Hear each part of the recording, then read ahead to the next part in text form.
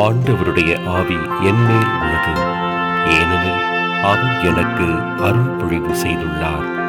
ஏழைகளுக்கு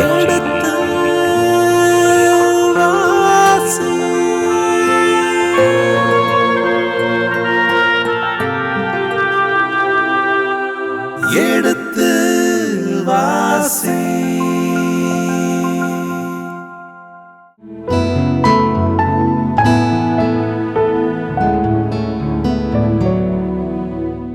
அன்பிற்கினிய மாதா தொலைக்காட்சி நேயர்களே, உங்கள் அனைவருக்கும் வணக்கம்.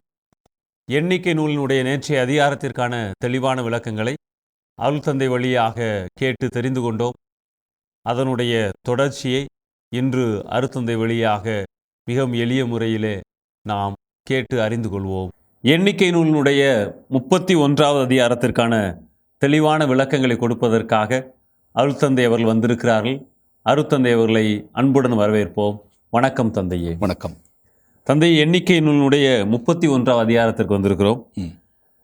இந்த அதிகாரம் மிதியானுக்கு எதிரான புனித போர், அந்த படை திரும்பி வருதல், கொள்ளை பொருட்களை பங்கிடுதல், அந்த போரினுடைய சூழ்நிலையை பற்றி விவரிக்கிறது.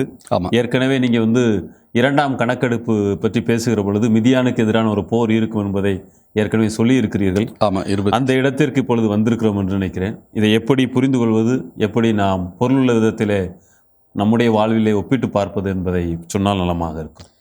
இந்த அதிகாரத்திற்கு 31ஆம் அதிகாரத்திற்கு பின்புலமாக இருப்பது 25ஆம் அதிகார நிகழ்வும், அதே மாதிரி 26ஆம் அதிகாரத்தில் அவர்கள் செய்கிற ஏற்பாடுகளும். 26ஆம் அதிகாரத்தில் போர் வீரர்களை எண்ணுவார்கள். 20 வயதுக்கு மேற்பட்ட போர் வீரர்கள் எத்தனை பேர் என்று ஒட்டுமொத்த கணக்கெடுக்கிற போது அவர்கள் ஏறக்குறைய 6,01,000 பேர் இருக்கக்கூடிய வாய்ப்பு இருக்கிறது. இதற்கு அடிப்படை காரணம் 22ஆம் அதிகாரத்திலிருந்து 25ஆம் அதிகாரம் வரை நடக்கிற நிகழ்வுகள். மோவாபு சமவெளியில் இவர்கள் தங்கியிருக்கிற போது மோவாபியர் இவர்களை விரட்டியடிக்க பார்க்கிறார்கள், இவர்களை அழித்தொழிக்க நினைக்கிறார்கள். அதை செய்வதற்கான போர்த்திறனோ அல்லது வலிமையோ மோவாபுக்கு இல்லை. என்றால் இவர்கள் வெட்டுக்கிளிகளைப் போல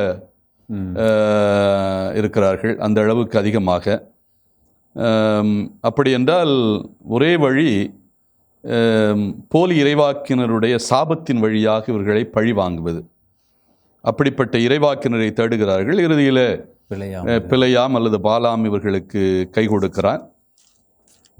அது ஆரம்ப கட்டம்தான். பின்னால் என்ன நடக்கிறது என்று நமக்கெல்லாம் தெரியும். சாபத்திற்கு பாலாம் சவிப்பதற்கு பதிலாக ஆசி கூறிவிட்டு ஓடிவிடுகிறான். இருந்தாலும் பாலாமுக்கும் மோபாபுக்கும் இடையே இருக்கிற அந்த ஒட்டு உறவு விடுபடவில்லை. அந்த நேரத்திலே பாலாம் இஸ்ரேலை ஆதரிக்க வேண்டிய அல்ல ஆசி வழங்க வேண்டிய சூழல் இருந்தாலும் அவனுக்குள்ளே இஸ்ராயலுக்கு எதிரான சிந்தனை இருக்கிறது. அதற்கு துணை நிற்கிறவர்கள் மீதியானர்கள். மீதியானர்கள் என்பது நமக்கு வரலாற்றிலே தெளிவாக தெரியும். மோசேயினுடைய மாமனார் இந்த மீதியானர், ஜெத்ரோ என்கிறவர், அவருடைய மனைவி, மோசேயினுடைய மனைவி சிப்பரோ. மோசேயே ஏறக்குறைய 40 ஆண்டுகள் சீனாய் பாலைவனத்தை சுற்றி அலைந்த போது மீதியான் பகுதியில் தான் சுற்றி திரிந்திருக்கிறார். அதனால் மோசேய்க்கும் மீதியானுக்கும் நெருங்கிய தொடர்பு இருக்கிறது. இன்றைக்கு மீதியான் என்பது நாம் சவுதி அரேபியா என்று அழைக்கிறோம். அந்த பகுதி, மெக்கா மெதினா பகுதிகள் எல்லாம் இந்த மீதியான் பகுதியில் தான் அமைகின்றது. மெதினா என்கிற வார்த்தை கூட மீதியான் என்கிற அந்த சொல்லிலிருந்து வருவதற்கான வாய்ப்பு இருக்கிறது. இது செங்கடலுக்கு கிழக்கே இருக்கிற பகுதி மீதியான் பகுதி.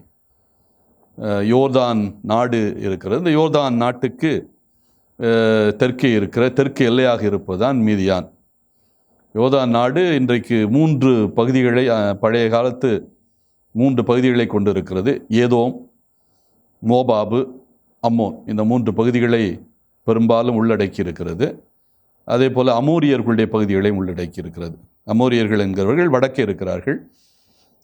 அதற்கு கீழே தெற்கே அம்மோன், மோபாப், அதே போல் ஏதோமுக்கு கீழே வருகிறவர்கள் மீதியானர்கள். இதுதான் அந்த கிழக்கு எல்லை போல இருக்கிறது. யோர்தான் பள்ளத்தாக்கு பகுதியும் செங்கடலும், இந்த ரெண்டுக்கும் கிழக்கே இருக்கிற பகுதிகள் இவை.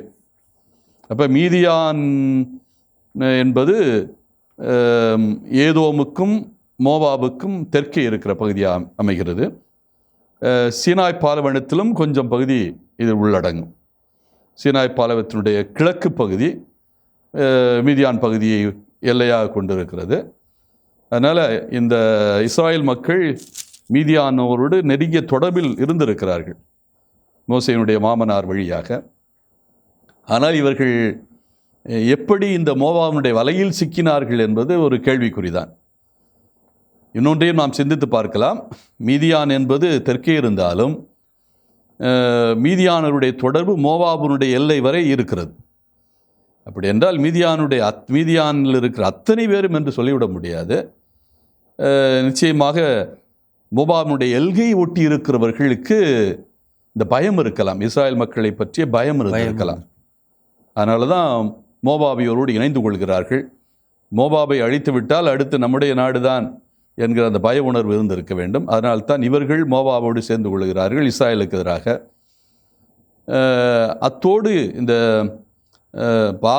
பாலாமோடு அவர்கள் தொடர்பு வைத்திருந்தார்கள், அவனை அழைத்து வருவதற்கு துணை நின்றார்கள் என்பதோடு விட்டிருந்தால் இவ்வளவு பிரச்சனை வந்திருக்காது. இன்னொரு செயலையும் செய்கிறார்கள். இந்த பாலாம் நிகழ்வு தோற்று போய்விட்டது என்று தெரிந்தவுடனே என்ன செய்கிறார்கள்? மோபாபியருக்கு ஒரு அறிவுரை சொல்கிறார்கள்.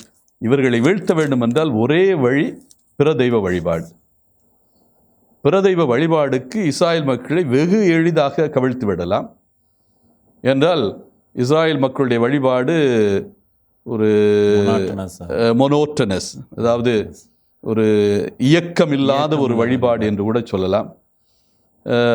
மோபாவியருடைய வழிபாடும் மீதியானுடைய வழிபாடும் ஆட்டபாட்டம் நிறைந்தது, கொண்டாட்டங்கள் நிறைந்தது. எனவே இவர்களை எளிதில் மயக்கிவிடலாம்.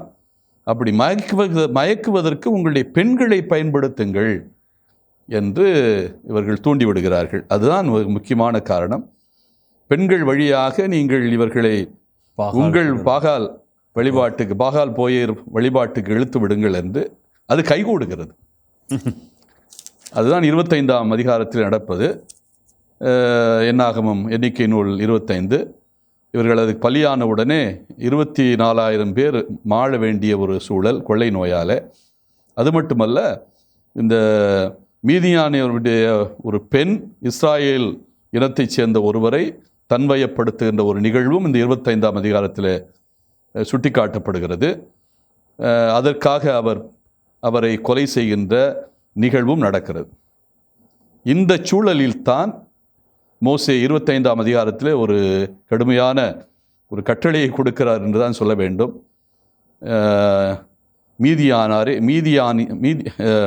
மோசே ஒரு கடுமையான கட்டளையை கொடுக்கிறார் என்று சொல்ல வேண்டும். மீதியானியரை எல்லாம் அழித்தொழிக்க வேண்டும் என்று.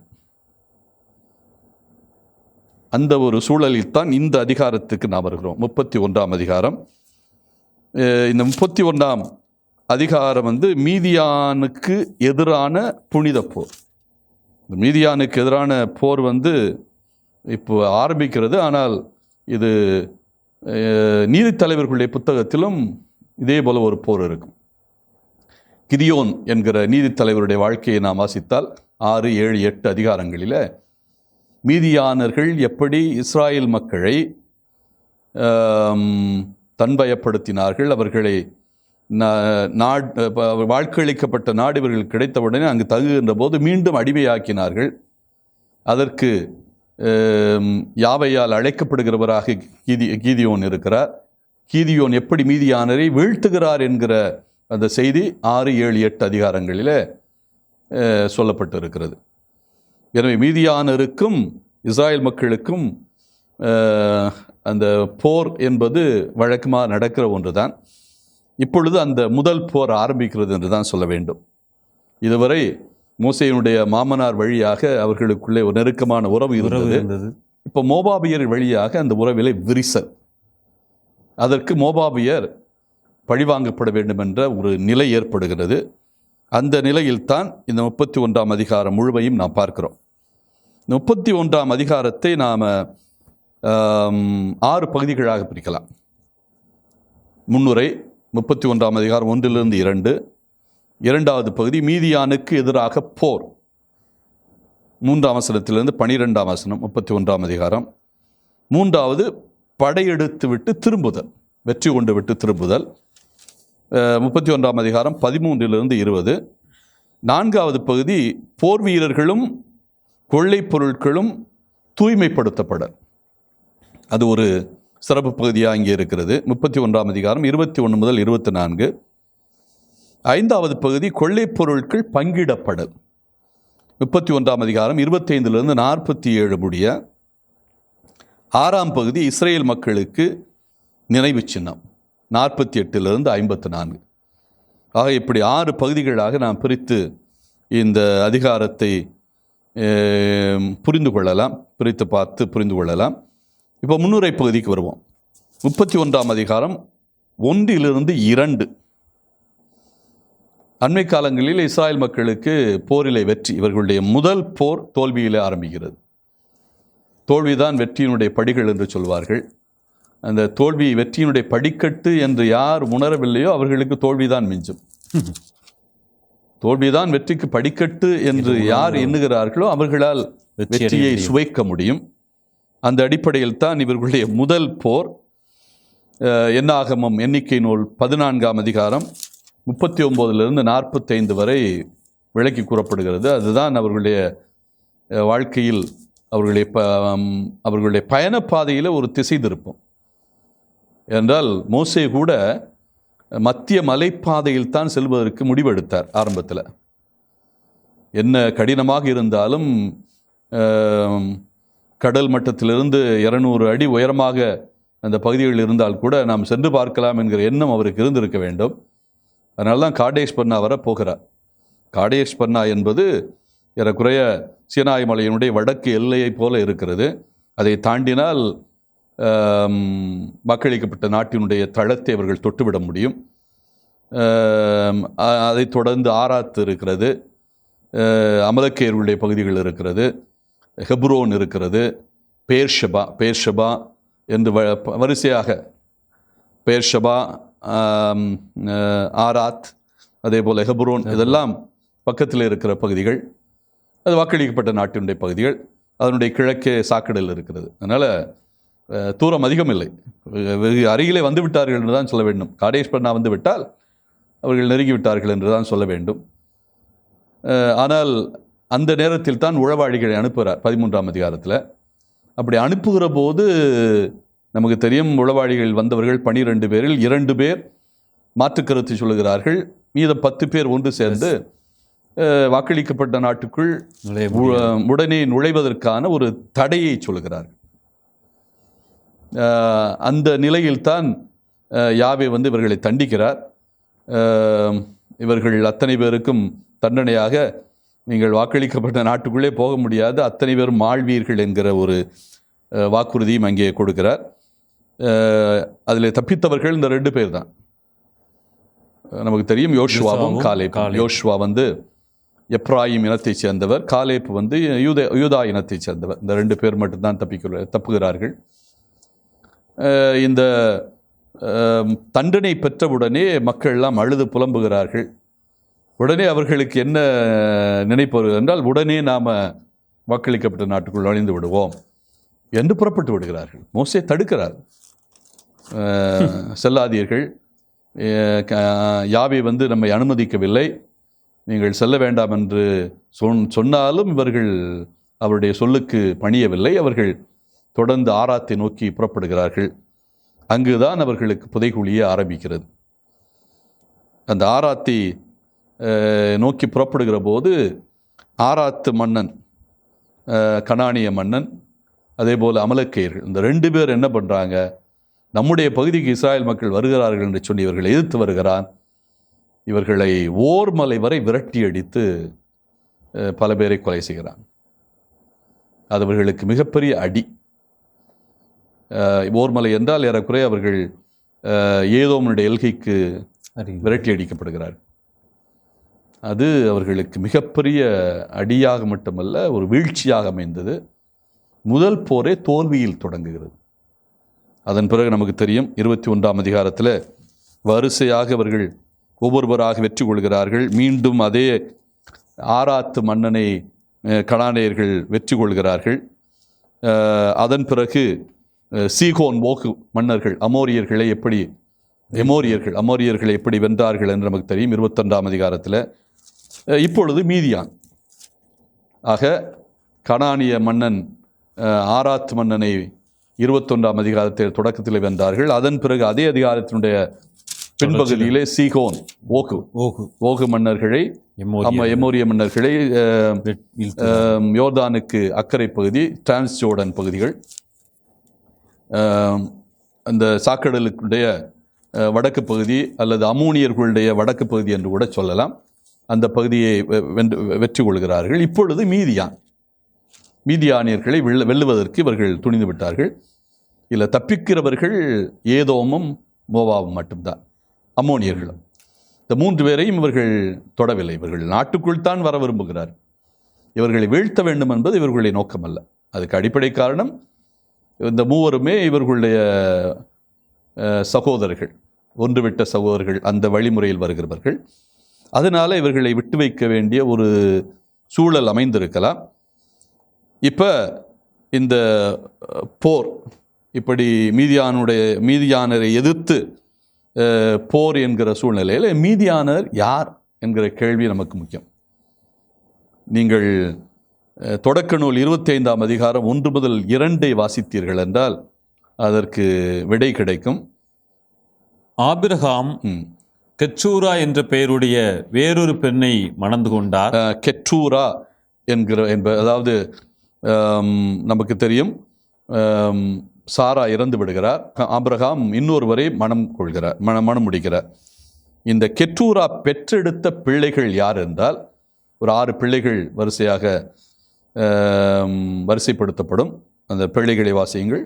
அவருக்கு சிம்ரான் என்கிறவர், யோசான் என்கிறவர் ஒருவர், மெதான், மீதியான். அப்ப இந்த 6 பிள்ளைகளில் மீதியானும் ஒருவர். இப்ப மீதியானின் வழிமரபினர்கள் தான் யார்? மீதியானியர்கள். ஆபிரகாமின் வழிமரபு எல்லாருமே அடிப்படையில் ஆபிரகாமின் வழிமரபினர்கள். இதுல என்னன்னா ஆபிரகாமுடைய நேர்வழி வாரிசுகள் அல்ல, அதாவது இஸ்ராயல் மக்களுடைய நேர்வழி வாரிசுகள் அல்ல. லோத்தும் ஏறக்குறைய ஆபிரகாமுடைய நேர்வழி வாரிசு, நம்முடைய தந்தைக்கு உறவினர். ஆனால் இவர் மனைவியின் வழியாகத்தான் உறவு ஏற்படுகிறது. இவள் வேற்றினத்து பெண், இஸ்ராயல் இனத்தை அல்லது இவர்களுடைய அமோரிய இனத்தைச் சேர்ந்தவர்கள் அல்ல. அதனால்தான் இவர்கள் வேற்றினத்தாராக கருதப்படுகிறார்கள் மீதியானர்கள். எனவே இந்த மீதியான் என்கிற ஆபிரகாமுடைய மகன் வழி மரபில் வருகிறவர்கள் தான் மீதியானர்கள். இவர்களை எதிர்த்துத்தான் இப்பொழுது போர் நடக்கப் போகிறது. இங்கே புனித போர், இது புனித போராக பார்க்க வேண்டியிருக்கிறது. காரணம் என்னவென்றால் இஸ்ராயல் மக்கள் இந்த எதிரிகளை அழிப்பதென்று முடிவெடுக்கிற போது அது யாராக இருந்தாலும் முழுவதுமாக அழிக்க வேண்டும். இதுதான் யாபேனுடைய படிப்பினை. அதுக்கு அடிப்படை காரணம் என்றால் நாம் ஏற்கனவே சுட்டிக்காட்டியது போல இஸ்ராயல் மக்களுக்கு பிரதெய்வ வழிபாடுகளில் ஈடுபாடு அதிகம். அதிலே வயப்பட்டு விடுவார்கள். அப்படி வயப்படாமல் இருக்க வேண்டும் என்றால் இவர்கள் நாட்டை வெற்றி கொள்ளுகின்ற போது அங்கிருக்கின்ற கலாச்சாரங்களை எல்லாம் முழுவதுமாக அழித்து விட வேண்டும். இவர்களுடைய கலாச்சாரத்தை அவர்கள் அங்கே நிலைப்படுத்த வேண்டும். அப்போ பிற கடவுள் சிலைகளோ அல்லது வழிபாடோ அல்லது வழிபாடு செய்யக்கூடிய வாய்ப்புகளோ அல்லது அதற்குரிய கலாச்சார மனிதர்களோ இருந்தால் மீண்டும் இவர்கள் பிரதெய்வ வழிபாட்டுக்கு கவரப்படுவதற்கான வாய்ப்பு இருக்கிறது. அதனால் எல்லாவற்றையும் அழிக்க வேண்டும். இது இவர்கள் மட்டுமல்ல, இஸ்ராயல் மட்டுமல்ல, எல்லா இனங்களுமே அப்படிதான் செய்தார்கள். இஸ்ராயல் மக்களுக்கு இந்த போரை ஹேரம் என்று அழைத்தார்கள்.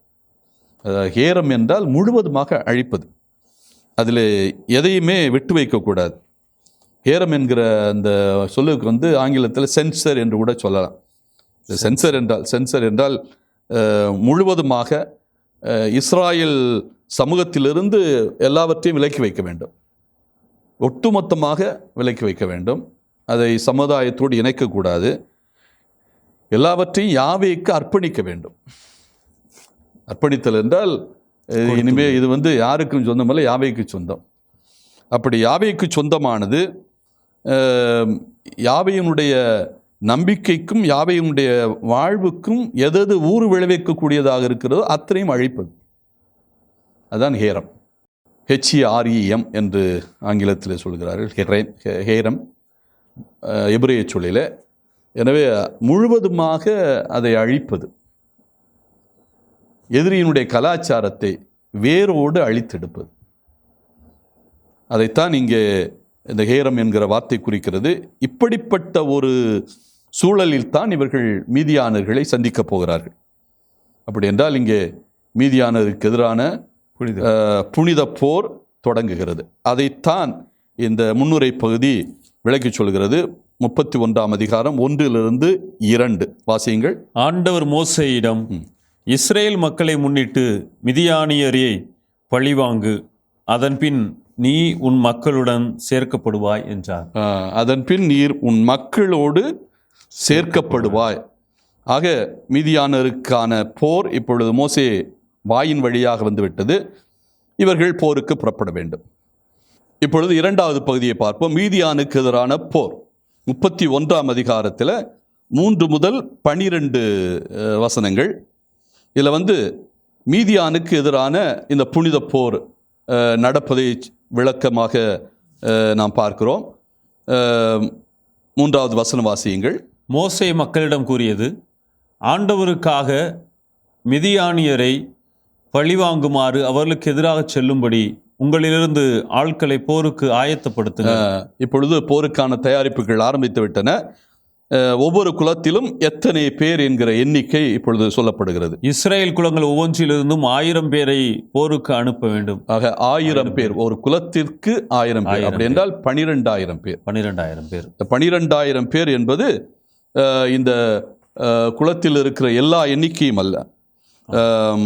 நிச்சயமாக ஒவ்வொரு குலத்திலும் 20,000 பேர், 30,000 பேர், 50,000 பேர் என்றெல்லாம் இருக்கிறார்கள்.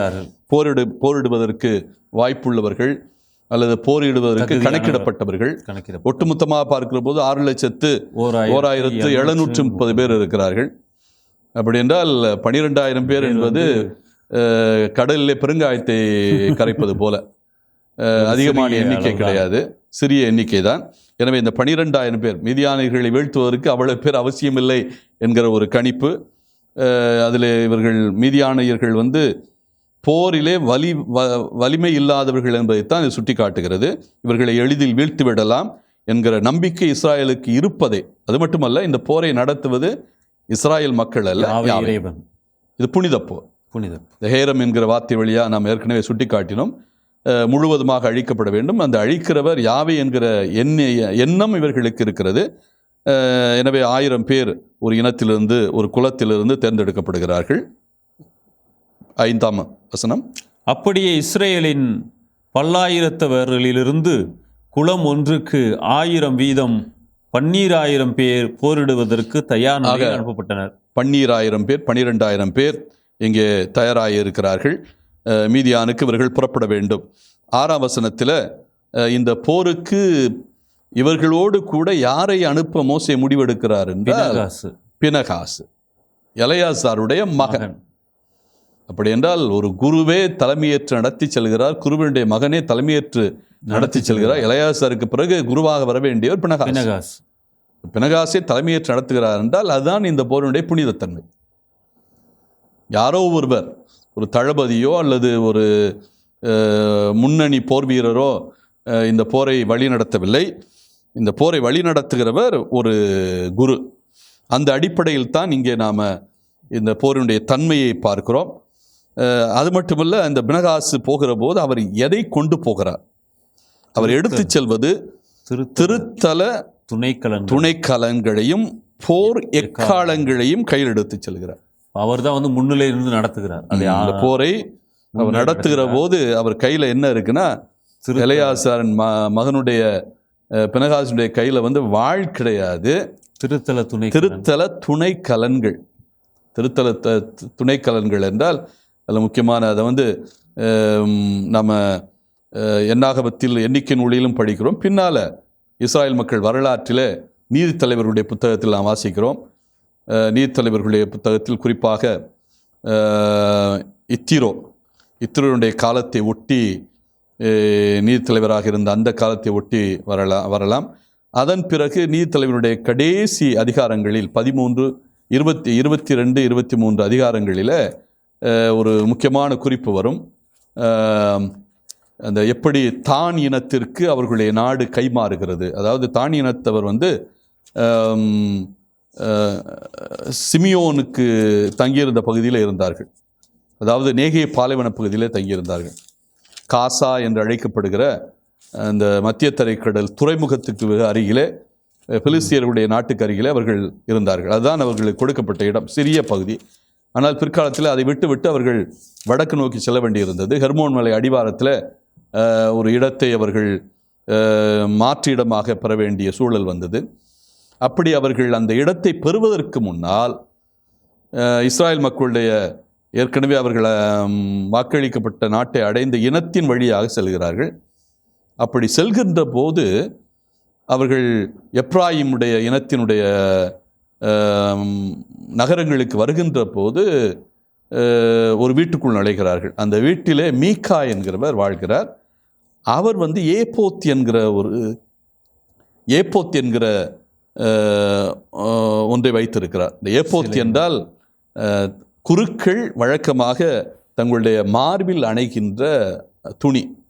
அந்த துணியில் என்ன இருக்கும் என்றால் 12 குலத்தவருடைய பெயர்கள் உள்ள கற்கள் இருக்கும். அத்தோடு பூரிம், தும்பிம் இந்த 2 இருக்கும். இந்த கற்களையும் வைத்திருப்பார்கள். இதைத்தான் ஏபோத் என்று அழைக்கிறார்கள். ஆனால் பிற்காலத்தில் இந்த ஏபோத்து இன்னொன்றுக்கும் பயன்பட்டது. அதாவது இவர்கள் தங்களுக்கு நல்லது நடக்க வேண்டும் என்று சில அடையாளங்களை இவர்களை அமைத்து கொண்டார்கள். இந்த அடையாளங்களை கடவுளுடைய சின்னங்களாக பார்த்தார்கள், யாவேனுடைய சின்னங்களாக பார்த்தார்கள். இதை மீகா என்கிறவர் தன்னுடைய வீட்டில் வைத்திருந்தார். இதை வழிபாடு நடத்துவதற்காக ஒரு லேவியனையும் தன்னோடு கூட வைத்திருந்தார், ஒரு இளைஞனை. எனவே அந்த இளைஞன் இவருக்கு குரு போல, அந்த வீட்டில் குரு போல இருந்தார். இந்த ஏப்போத்துக்கு வழிபாடு நடத்தி கொண்டிருந்தார். அதை யாவையினுடைய உருவமாக அவன் அதை நினைத்து எப்பொழுதெல்லாம் இவர்களுக்கு தேவையோ அந்த நேரத்தில் இந்த ஏபோத்தை அவர்கள் பயன்படுத்துவார்கள்.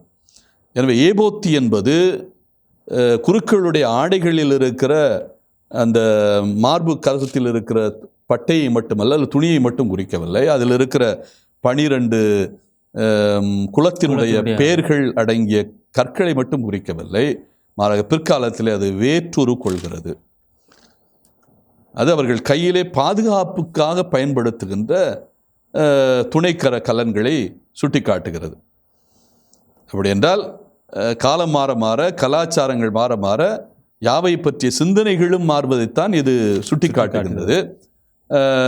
நாம் இன்றைக்கு ஏபோத்தோடு எதை ஒப்பிட்டு பார்க்கலாம் என்றால், நம்முடைய கழுத்தில் அணிகின்ற சிலுவை அல்லது ஜெபமாலை அல்லது உத்தரியங்கள், இதெல்லாம் ஏறக்குறைய அந்த ஏபோத்து என்கிற அந்த சிந்தனையோடு இணைத்து பார்க்க முடியும்.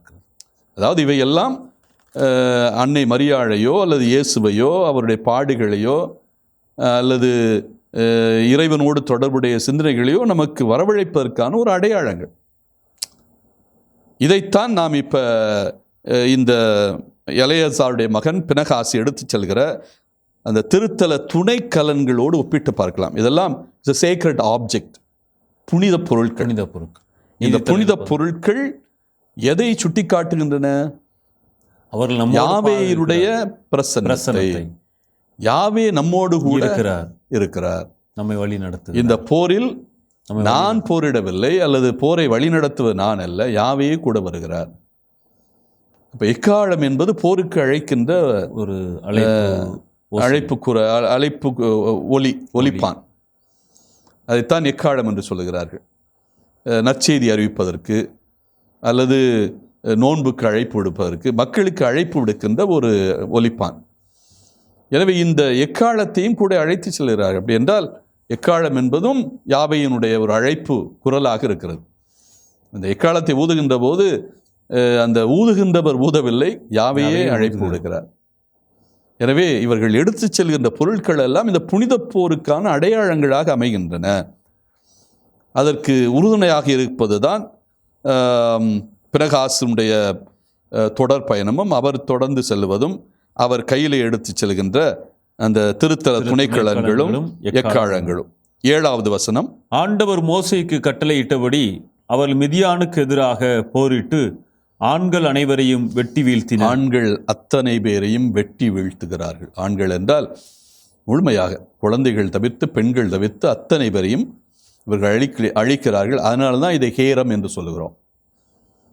அவர்களில் யாரும் எஞ்சக்கூடாது, எல்லாவற்றையும் அழிக்க வேண்டும். ஹேரம் என்றால் முழுமையாக பொருட்களையும் அழிக்க வேண்டும். அங்கே யாருமே இருக்கக்கூடாது, எல்லாவற்றையும் எரியூட்ட வேண்டும். முழுமையாக நகர் முதற்கொண்டு அத்தனையையும் எரியூட்ட வேண்டும்.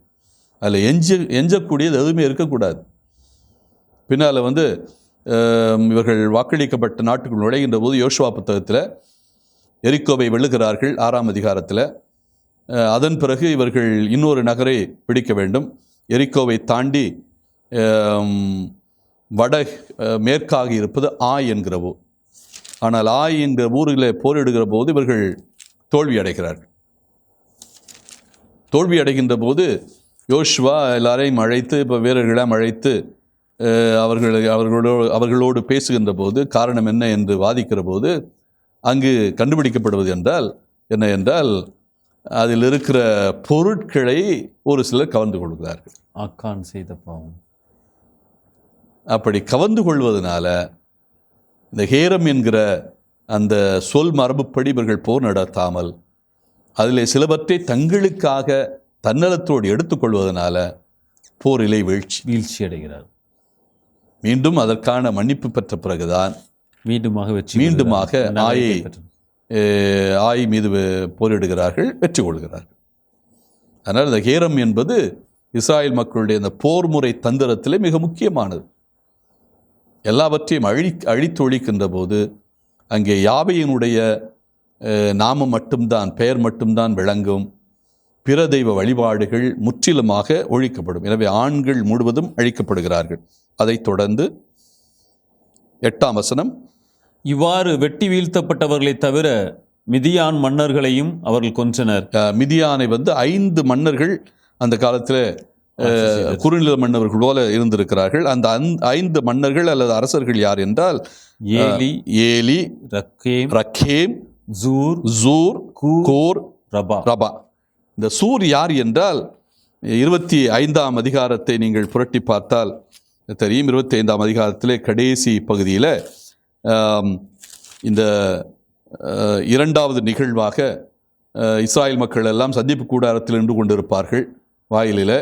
அந்த நேரத்தில் இஸ்ராயல் இளைஞன் ஒருவன் மீதியான் இனத்தைச் சேர்ந்த ஒரு பெண்ணை தன்னுடைய வீட்டுக்குள் அழைத்து செல்வான். அந்த நேரத்தில் தான் பினகாசு ஈட்டி எடுத்துக்கொண்டு அந்த பெண்ணை குத்தி கொலை செய்வான். அந்த பெண்ணின் பெயர் கோசிபி. 25ஆம் அதிகாரத்தில் அந்த கோசிபியினுடைய தந்தை தான் சூரின் மகன் சூர். அப்படி என்றால் இந்த 5 மன்னர்களில் ஒருவனாகத்தான் இந்த சூர் பார்க்கப்படுகின்றார். இஸ்ராயல் இனத்திலே 5 மன்னர்கள், மீதியான் இனத்திலே 5 மன்னர்கள் இருந்திருக்கிறார்கள், சிற்றரசர்கள் போல. அவர்களில் ஒருவனாக இந்த சூர் பார்க்கப்பட்டிருக்க வேண்டும். எனவே அந்த 5 மன்னர்களும் வீழ்த்தப்படுகிறார்கள். அத்தோடு பிலேயாமும் வீழ்த்தப்படுகிறார். இந்த பிலேயாம் யார்? அவர்தான் இஸ்ராயல் மக்களுக்கு எதிராக. அப்படி என்றால் இந்த மீதியானர்களுக்கும் பிலேயாமுக்கும் எந்த அளவுக்கு ஒட்டும் உறவும் இருந்திருக்கிறது என்று தெள்ளத் தெளிவாக. அப்படி என்றால் இந்த போரிலே இஸ்ராயல் மக்கள் போருக்கு வருகிறார்கள் என்றவுடனே என்ன நடக்கிறது? மீதியானர்கள் யாரை நாடுகிறார்கள்? பிலேயாமை நாடுகிறார்கள். பிலேயாம் இவர்களுக்கு துணை நிற்பதற்காக வருகிறான். அங்கு இருப்பதனால்தான் அந்த போரிலே இவனும் வீழ்த்தப்படுகிறான். இதில் வேடிக்கை என்னவென்றால் பிழையாம் எப்படிப்பட்ட மரணத்தை எதிர்பார்த்தான் என்பது 23ஆம் அதிகாரம் எண்ணிக்கை நூல் 10ஆம் வசனத்தை நீங்கள் வாசியுங்கள். யாக்கோபின் தூசியை எண்ணிக்கையிடவோ இஸ்ரேலின் கால் பங்கை யாரால் இயலும்.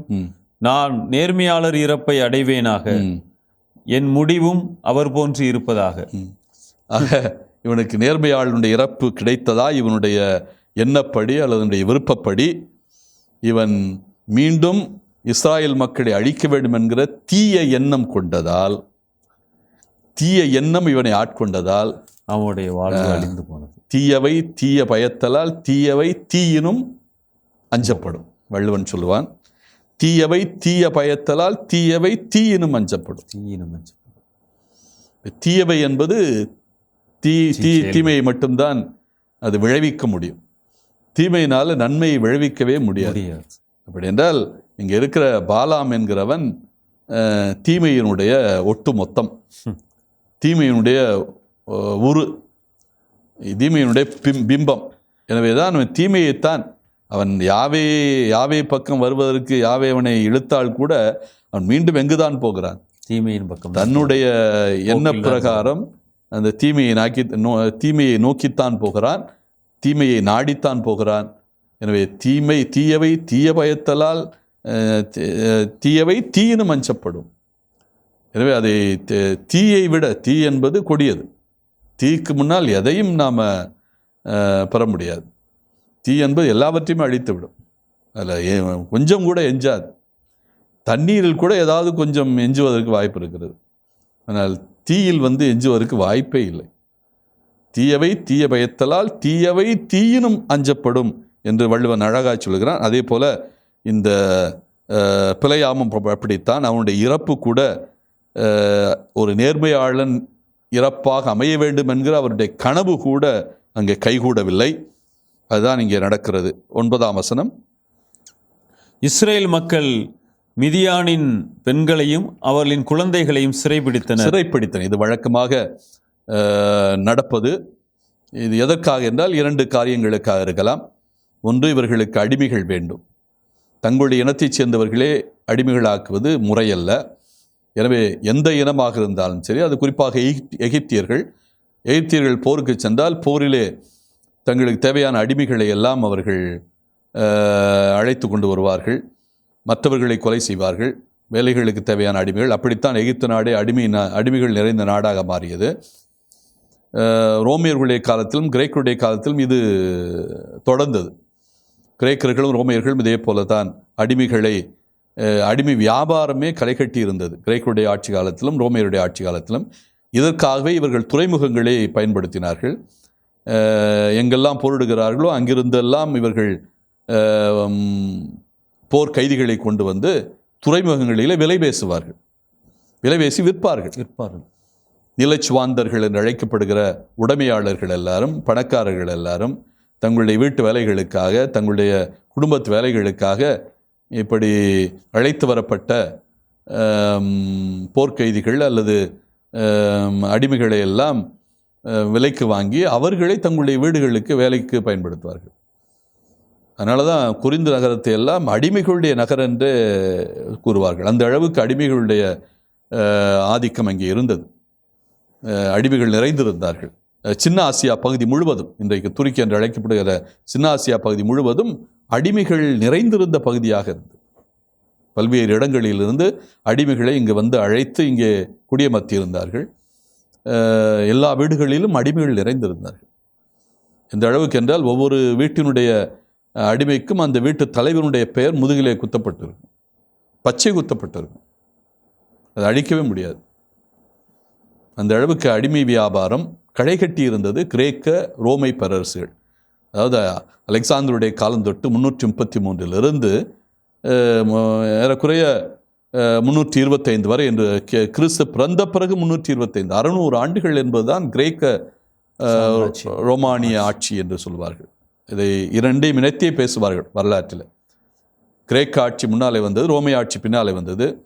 ஆனால் கலாச்சார அடிப்படையில் கிரேக்க ரோமை ஆட்சிக்கு அவ்வளவு வேறுபாடுகள் இல்லை. மொழியில் கூட நீண்ட காலத்திற்கு ரோமை பேரரசில் கிரேக்க மொழி தான் ஆட்சி மொழியாக இருந்தது.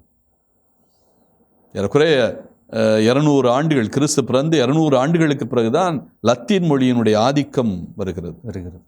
அதுவரை கிரேக்க மொழிதான் பேரரசு முழுவதும். அந்த அளவுக்கு கிரேக்க கலாச்சாரம் வேரூன்றி இருந்ததனால் ரோமை ஆட்சியிலும் கிரேக்க ரோமை பேரரசுகள் என்று தான் அதை இணைத்து அழைப்பார்கள். 600 ஆண்டுகள், கிறிஸ்து பிறப்பதற்கு 330 33 கிறிஸ்து பிறந்த பிறகு 325 கான்ஸ்டன்டைன் பேரரசன் ஆட்சியை பிடிப்பது வரை 325 600 ஆண்டுகளுக்கு மேலாக இந்த நிகழ்ச்சி, இந்த 600 ஆண்டுகள் இவர்களுடைய பேரரசு, இது முழுவதும் அடிமை வியாபாரம் களைகட்டி இருந்த ஒரு காலகட்டம்.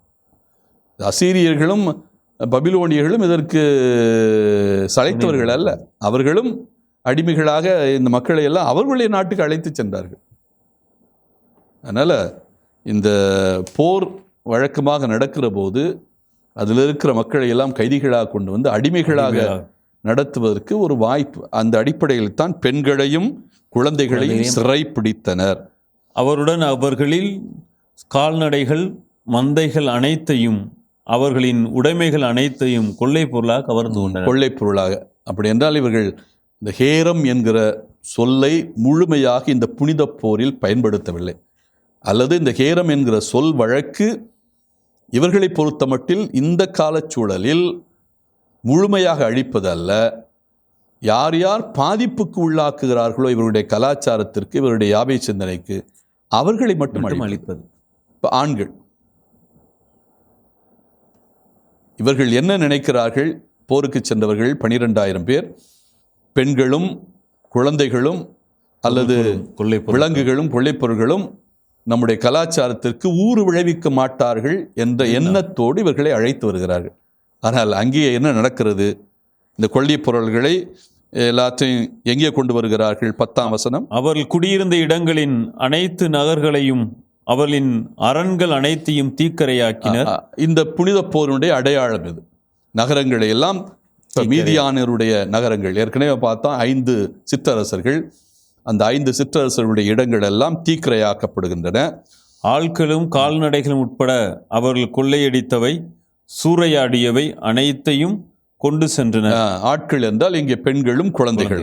குழந்தைகள் என்கிற போது ஆண் குழந்தைகள், பெண் குழந்தைகள். 12ஆம் வசனம் இறுதியாக இந்த பகுதி. பின்பு அவர்கள் சிறைபிடித்தோர் கொள்ளையடித்தவை, சூறையாடியவை ஆகியவற்றை எரிகோவுக்கு எதிரே யோர்தானை அடுத்த மோவாபு சமவெளியில் பாளையத்தில் இருந்த மோசே, குரு எலெயாசார், இஸ்ரவேல் கூட்டமைப்பினர் ஆகியோரிடம் கொண்டு சென்றனர். ஆக இப்ப மீதியானை வீழ்த்தி விட்டார்கள், வெற்றி கொண்டு விட்டார்கள். கொள்ளைப் பொருட்களோடு இவர்கள் வெற்றி முரசு கொட்டி எக்காலம் ஊதி எங்கே வருகிறார்கள்? மோவாபு சமவெளிக்கு வருகிறார்கள். இந்த இஸ்ரவேல் கூட்டமைப்பு எங்கே தங்கி இருக்கிறதோ மோவாபு சமவெளியில் அங்கு அழைத்து வருகிறார்கள். இவர்கள் வருவதை பார்த்து மோசே கெக்கிளி கொட்டி சிரிக்கிறாரா? இவர்கள் வெற்றி கொண்டு விட்டார்கள், இப்படி வெற்றி பொருள்களோடு வருகிறார்கள் என்கிற அந்த மமதை அவருக்கு இருக்கிறதா? அவர் இதை எப்படி பார்க்கிறார்? மோசே எப்படி பார்க்கிறார்? படை திரும்பி வருதல் என்கிற தலைப்பிலே 31ஆம் அதிகாரம் 13 முதல் 20 வசனம் வரை, 13 முதல் 20 வசனம் வரை படை திரும்பி வருவது. அப்பொழுது மோசே, குரு இவர்களெல்லாம் என்ன முடிவெடுக்கிறார்கள்? 13. மோசே, குரு எலெயாசார், மக்கள் கூட்டமைப்பின் தலைவர்கள் அனைவரும் அவர்களை சந்திக்கும்படி பாளையத்துக்கு வெளியே வந்தனர். எனவே பாளையத்துக்கு வெளியே கூட்டமைப்பு, குரு எலெயாசார், மோசே இவர்கள் எல்லாரும் வருகிறார்கள். படைத்தளபதிகள் எல்லாரும் தாங்கள் கொள்ளையிட்ட பொருளை எல்லாம் கொண்டு வருகிறார்கள். 14ஆம் வசனத்தில் 1000 100 தலைவர்களாகிய படைத்தளபதிகள் போர்க்களத்திலிருந்து திரும்பி வந்தபோது அவர்கள் மேல் மோசே சினம் கொண்டார். இதுதான் மோசேயினுடைய தெளிவான இயல்பு. எப்பொழுது யாவேயினுடைய திட்டத்திற்கு எதிராக ஒருவர் செயல்படுகிறாரோ உடனே அவருடைய முகத்திலே கோபம் கொப்பளிக்கும். யாவே வெளிப்படுத்துகிற கோபத்தை மோசே வெளிப்படுத்துவார். அவருடைய முகமெல்லாம் கோபக்கணலில் அப்படியே தெரிக்கிறது, கோபக்கணல் தெரிக்கிறது. காரணம் என்ன? இவர்கள் நினைக்கிறார்கள், நகரையெல்லாம் அழித்து விட்டோம், ஆண்களை கொன்று விட்டோம், இப்பொழுது நாம் பெண்களையும் குழந்தைகளையும் கொள்ளைப் பொருளை மட்டும் கொண்டு வருகிறோம், இதற்காக ஏன் மோசே இந்த அளவுக்கு ஆத்திரப்பட வேண்டும், கோபப்பட வேண்டும் என்று இவர்கள் நினைக்கிறார்கள். ஆனால் மோசே எதற்காக கோபப்படுகிறார்? 15ஆம் வசனம். மோசே அவரிடம் கூறியது, பெண்கள் எல்லாரையும் உயிரோடு விட்டுவிட்டீர்களா? அந்த அளவுக்கு மோசே பெண்கள் மேல் வெறுப்பு கொண்டவரா? பெண்களை நீங்கள் ஏன் கொலை செய்யவில்லை என்று கேட்கிறார். ஆனால் அவர் கேட்டதிலே நியாயம் இல்லாமல் இல்லை, உண்மை இல்லாமல் இல்லை. நம்ம 25ஆம் அதிகாரம் எண்ணிக்கை நூலிலே பார்க்கிறோம். இந்த பெண்களை பயன்படுத்தித்தான் பாகால் பெயோர் வழிபாட்டை மோபாபியரும் மீதியானரும் தூண்டிவிட்டார்கள். இதுதான் மோசேயுடைய கோபத்திற்கு காரணமாக இருக்கிறது. எனவே அவர் எடுக்கிற முடிவு என்ன? பிலேயாமின் சொல் கேட்டு இஸ்ரேல் மக்கள் பெகோர் காரியத்தில் ஆண்டவருக்கு எதிராக இழிவாக நடக்க காரணமாய் இருந்தவர்கள் இவர்கள் தாமே. அதனால் தான் ஆண்டவரின் மக்கள் கூட்டமைப்பினுள் கொள்ளை நோய் வந்தது. 24,000 பேர் இறந்தார்கள். அதை மறந்துட்டீங்களா? மீண்டும் இந்த பெண்கள் வழியாக நீங்கள் பாவத்தையும் பழியையும் இஸ்ராயேல் மக்களுக்கு கொண்டு வர முயற்சிக்கிறீர்களா? அதனால் அவருடைய காரணம் சரி, ஆனால் பெண்களை கொலை செய்ய வேண்டும் என்கிற அவருடைய எண்ணம் இன்றைய காலகட்டத்தில் நாம் சிந்திக்கின்ற போது அது தவறு என்கிற அந்த பார்வைதான் இருக்கிறது. இன்றைக்கு உலக அளவிலே போர் நடந்தால் கூட அதற்கான சில வரையறைகள் எல்லாம் இருக்கிறது. ஒரு போர் நடக்கிற போது யார் யாரெல்லாம் பாதிக்கப்படக்கூடாது, குறிப்பாக பெண்கள், எல்லா வயது பெண்களும் பாதிக்கப்படக்கூடாது, முதியவர்கள், குழந்தைகள், இவர்களெல்லாம் பாதுகாப்போடு அவர்களை கைது செய்தால் கூட, போர்க்கைதிகளாக அவர்களை அழைத்தால் கூட அவர்களுக்கு உரிய மதிப்பும் மரியாதையும் கொடுக்க வேண்டும். அவர்கள் எந்த விதத்திலும் துன்புறுத்தக்கூடாது, அவர்களுக்கு இழிவு ஏற்படுத்துகிற எந்த செயலையும் செய்யக்கூடாது என்பது இன்றைக்கு போர் நெறி, போர் தர்மம் என்று சொல்கிறோமல்ல, போர் ஒழுங்குமுறை. ஆனால் நாம் படிக்கிற இந்த பகுதி ஏறக்குறைய 1250 ஆண்டுகளுக்கு, கிறிஸ்து பிறப்பதற்கு 1250 ஆண்டுகளுக்கு முந்தைய ஒரு காலகட்டத்தை சுட்டி காட்டுகிறது. அதனால் அவர்களுடைய கலாச்சார பிரகாரம் யாவே இறைவனுக்கு எதிராக யார் யார் தூண்டுகிறார்களோ செயல்படுகிறார்களோ அவர்கள் இருக்கக்கூடாது என்கிற சிந்தனை வேரூண்டி இருப்பதனால மோசே அப்படிப்பட்ட ஒரு முடிவை சொல்லுகிறார். எனவே 17ஆம் வசனத்திலே, எனவே ஆண் குழந்தைகள் அனைவரையும் இப்போது கொன்று விடுங்கள், ஆணுறவு கொண்ட பெண்கள் அனைவரையும் கொன்று விடுங்கள். ஆக முதிய பெண்கள், அதாவது பெண் குழந்தைகள் தவிர்த்து ஆண் குழந்தைகளையும், அதே போல திருமணமான பெண்களோ அல்லது இந்த இஸ்ராயல் மக்களை தவறான வழிகளில் இட்டு சென்ற பெண்களோ அவர்கள் அனைவரும் அழிய வேண்டும் என்கிற ஒரு கடுமையான கட்டளையை மோசே அவர்களுக்கு பணிக்கிறார். 18ஆம் வசனத்தில், ஆனால் ஆணுறவு கொள்ளாத இளம் பெண்கள் அனைவரையும் உங்களுக்காக உயிரோடு வைத்துக் கொள்ள, அதாவது குழந்தைகள் அடிப்படையில் 16 வயதுக்கு அல்லது 12 வயதுக்கு கீழே உள்ள பெண் குழந்தைகளை மட்டும் இது குறிக்கிறது.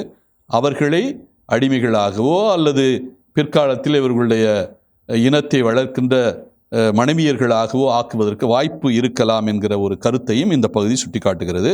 19ஆம் வசனம், உங்களுள் ஆளை வெட்டி வீழ்த்திய ஒவ்வொருவனும் தீட்டுப்பட்டதை தொட்டவர்கள் அனைவரும் 7 நாட்கள் பாளையத்துக்கு வெளியே தங்கியிருங்கள். இங்கே ஒரு புதிய சிந்தனையை உள்ளே கொண்டு வருகிறார்.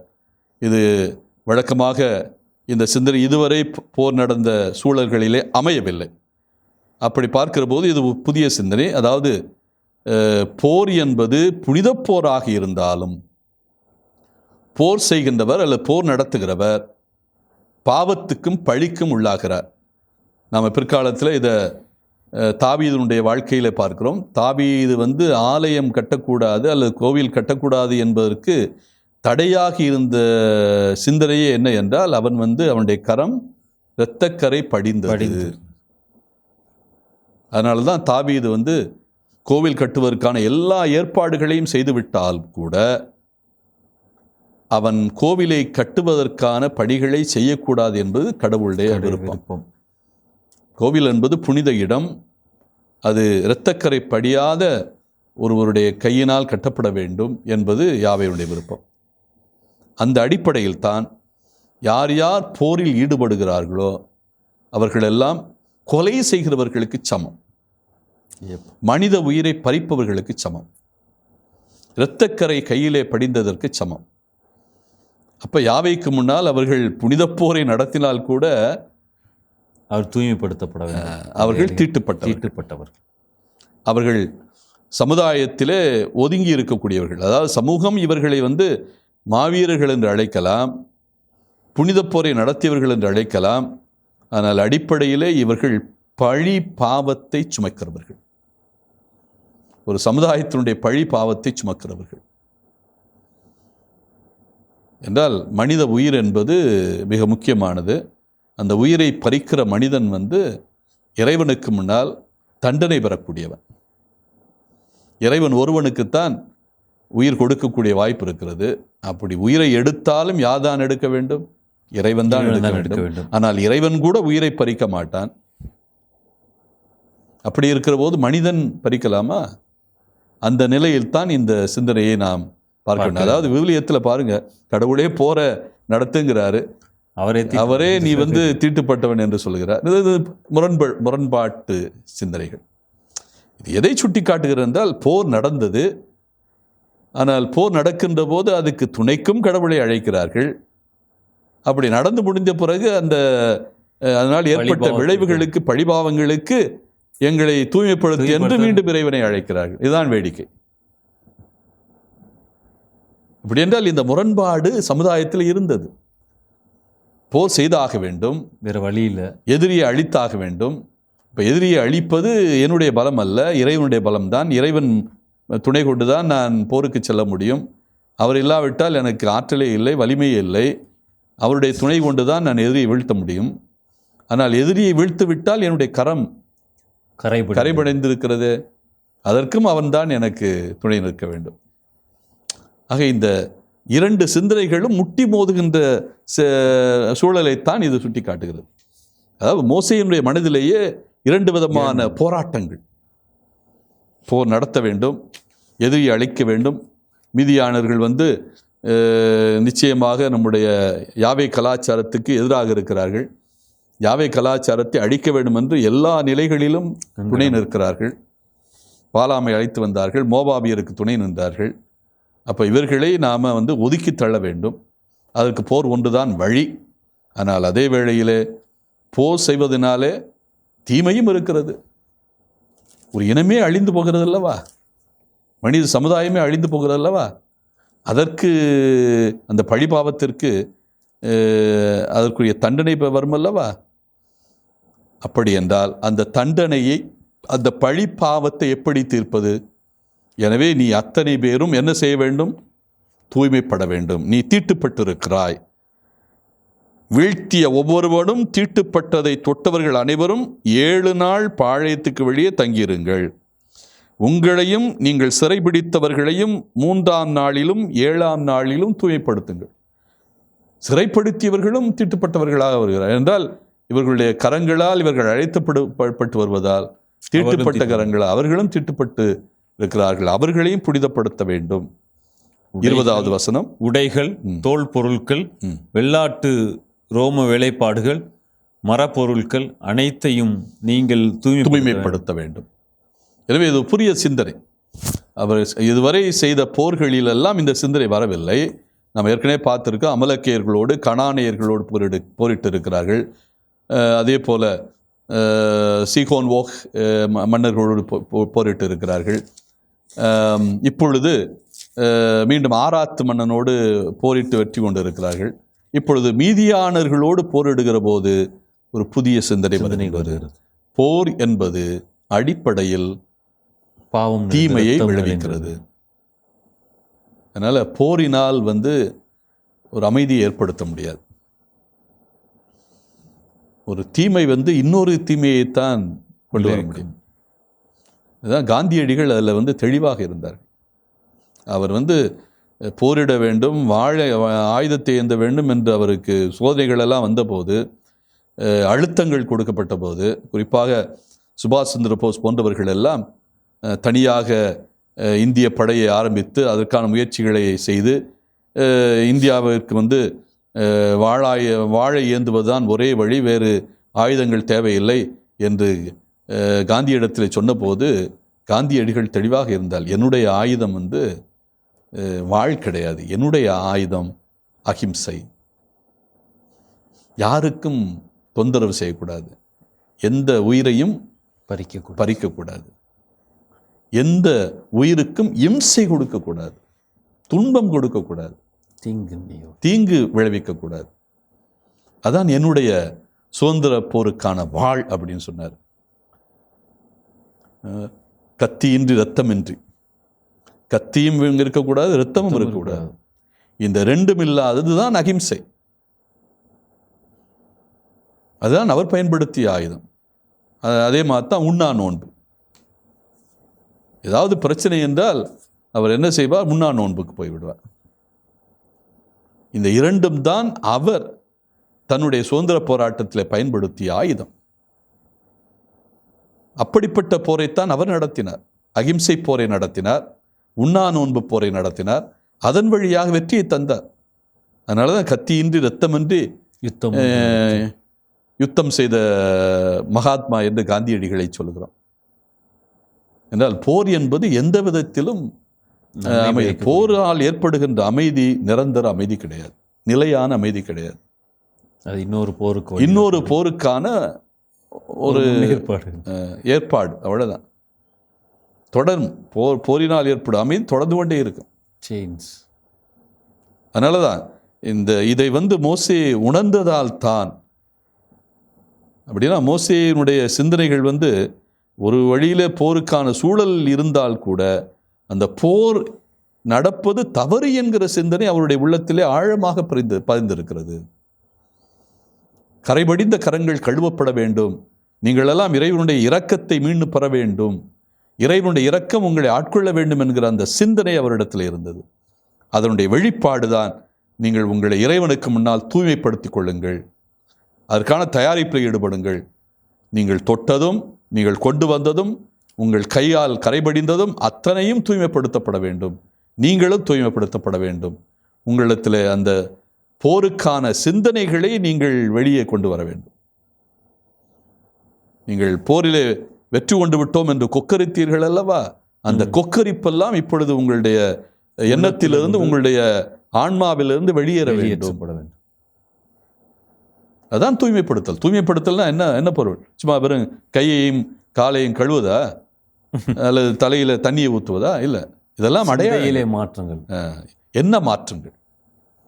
அந்த என்ன மாற்றத்தை தான் மோசே இங்கே அழுத்தி சொல்லுகிறார். அதனால் இந்த பகுதியில் படை திரும்பி வருகின்ற அந்த சூழலை சொல்லுகின்ற அந்த பகுதியில் இந்த கருத்து மிக முக்கியமான கருத்து. இவர் கோபப்படுகிறார். காரணம் என்னவென்றால் இவர் அழைத்து வந்த ஆட்கள், குறிப்பாக பெண்கள், யாவை வழிபாட்டுக்கு புறம்பான சிந்தனையாளர்கள், அவர்களை அழிக்க வேண்டும்.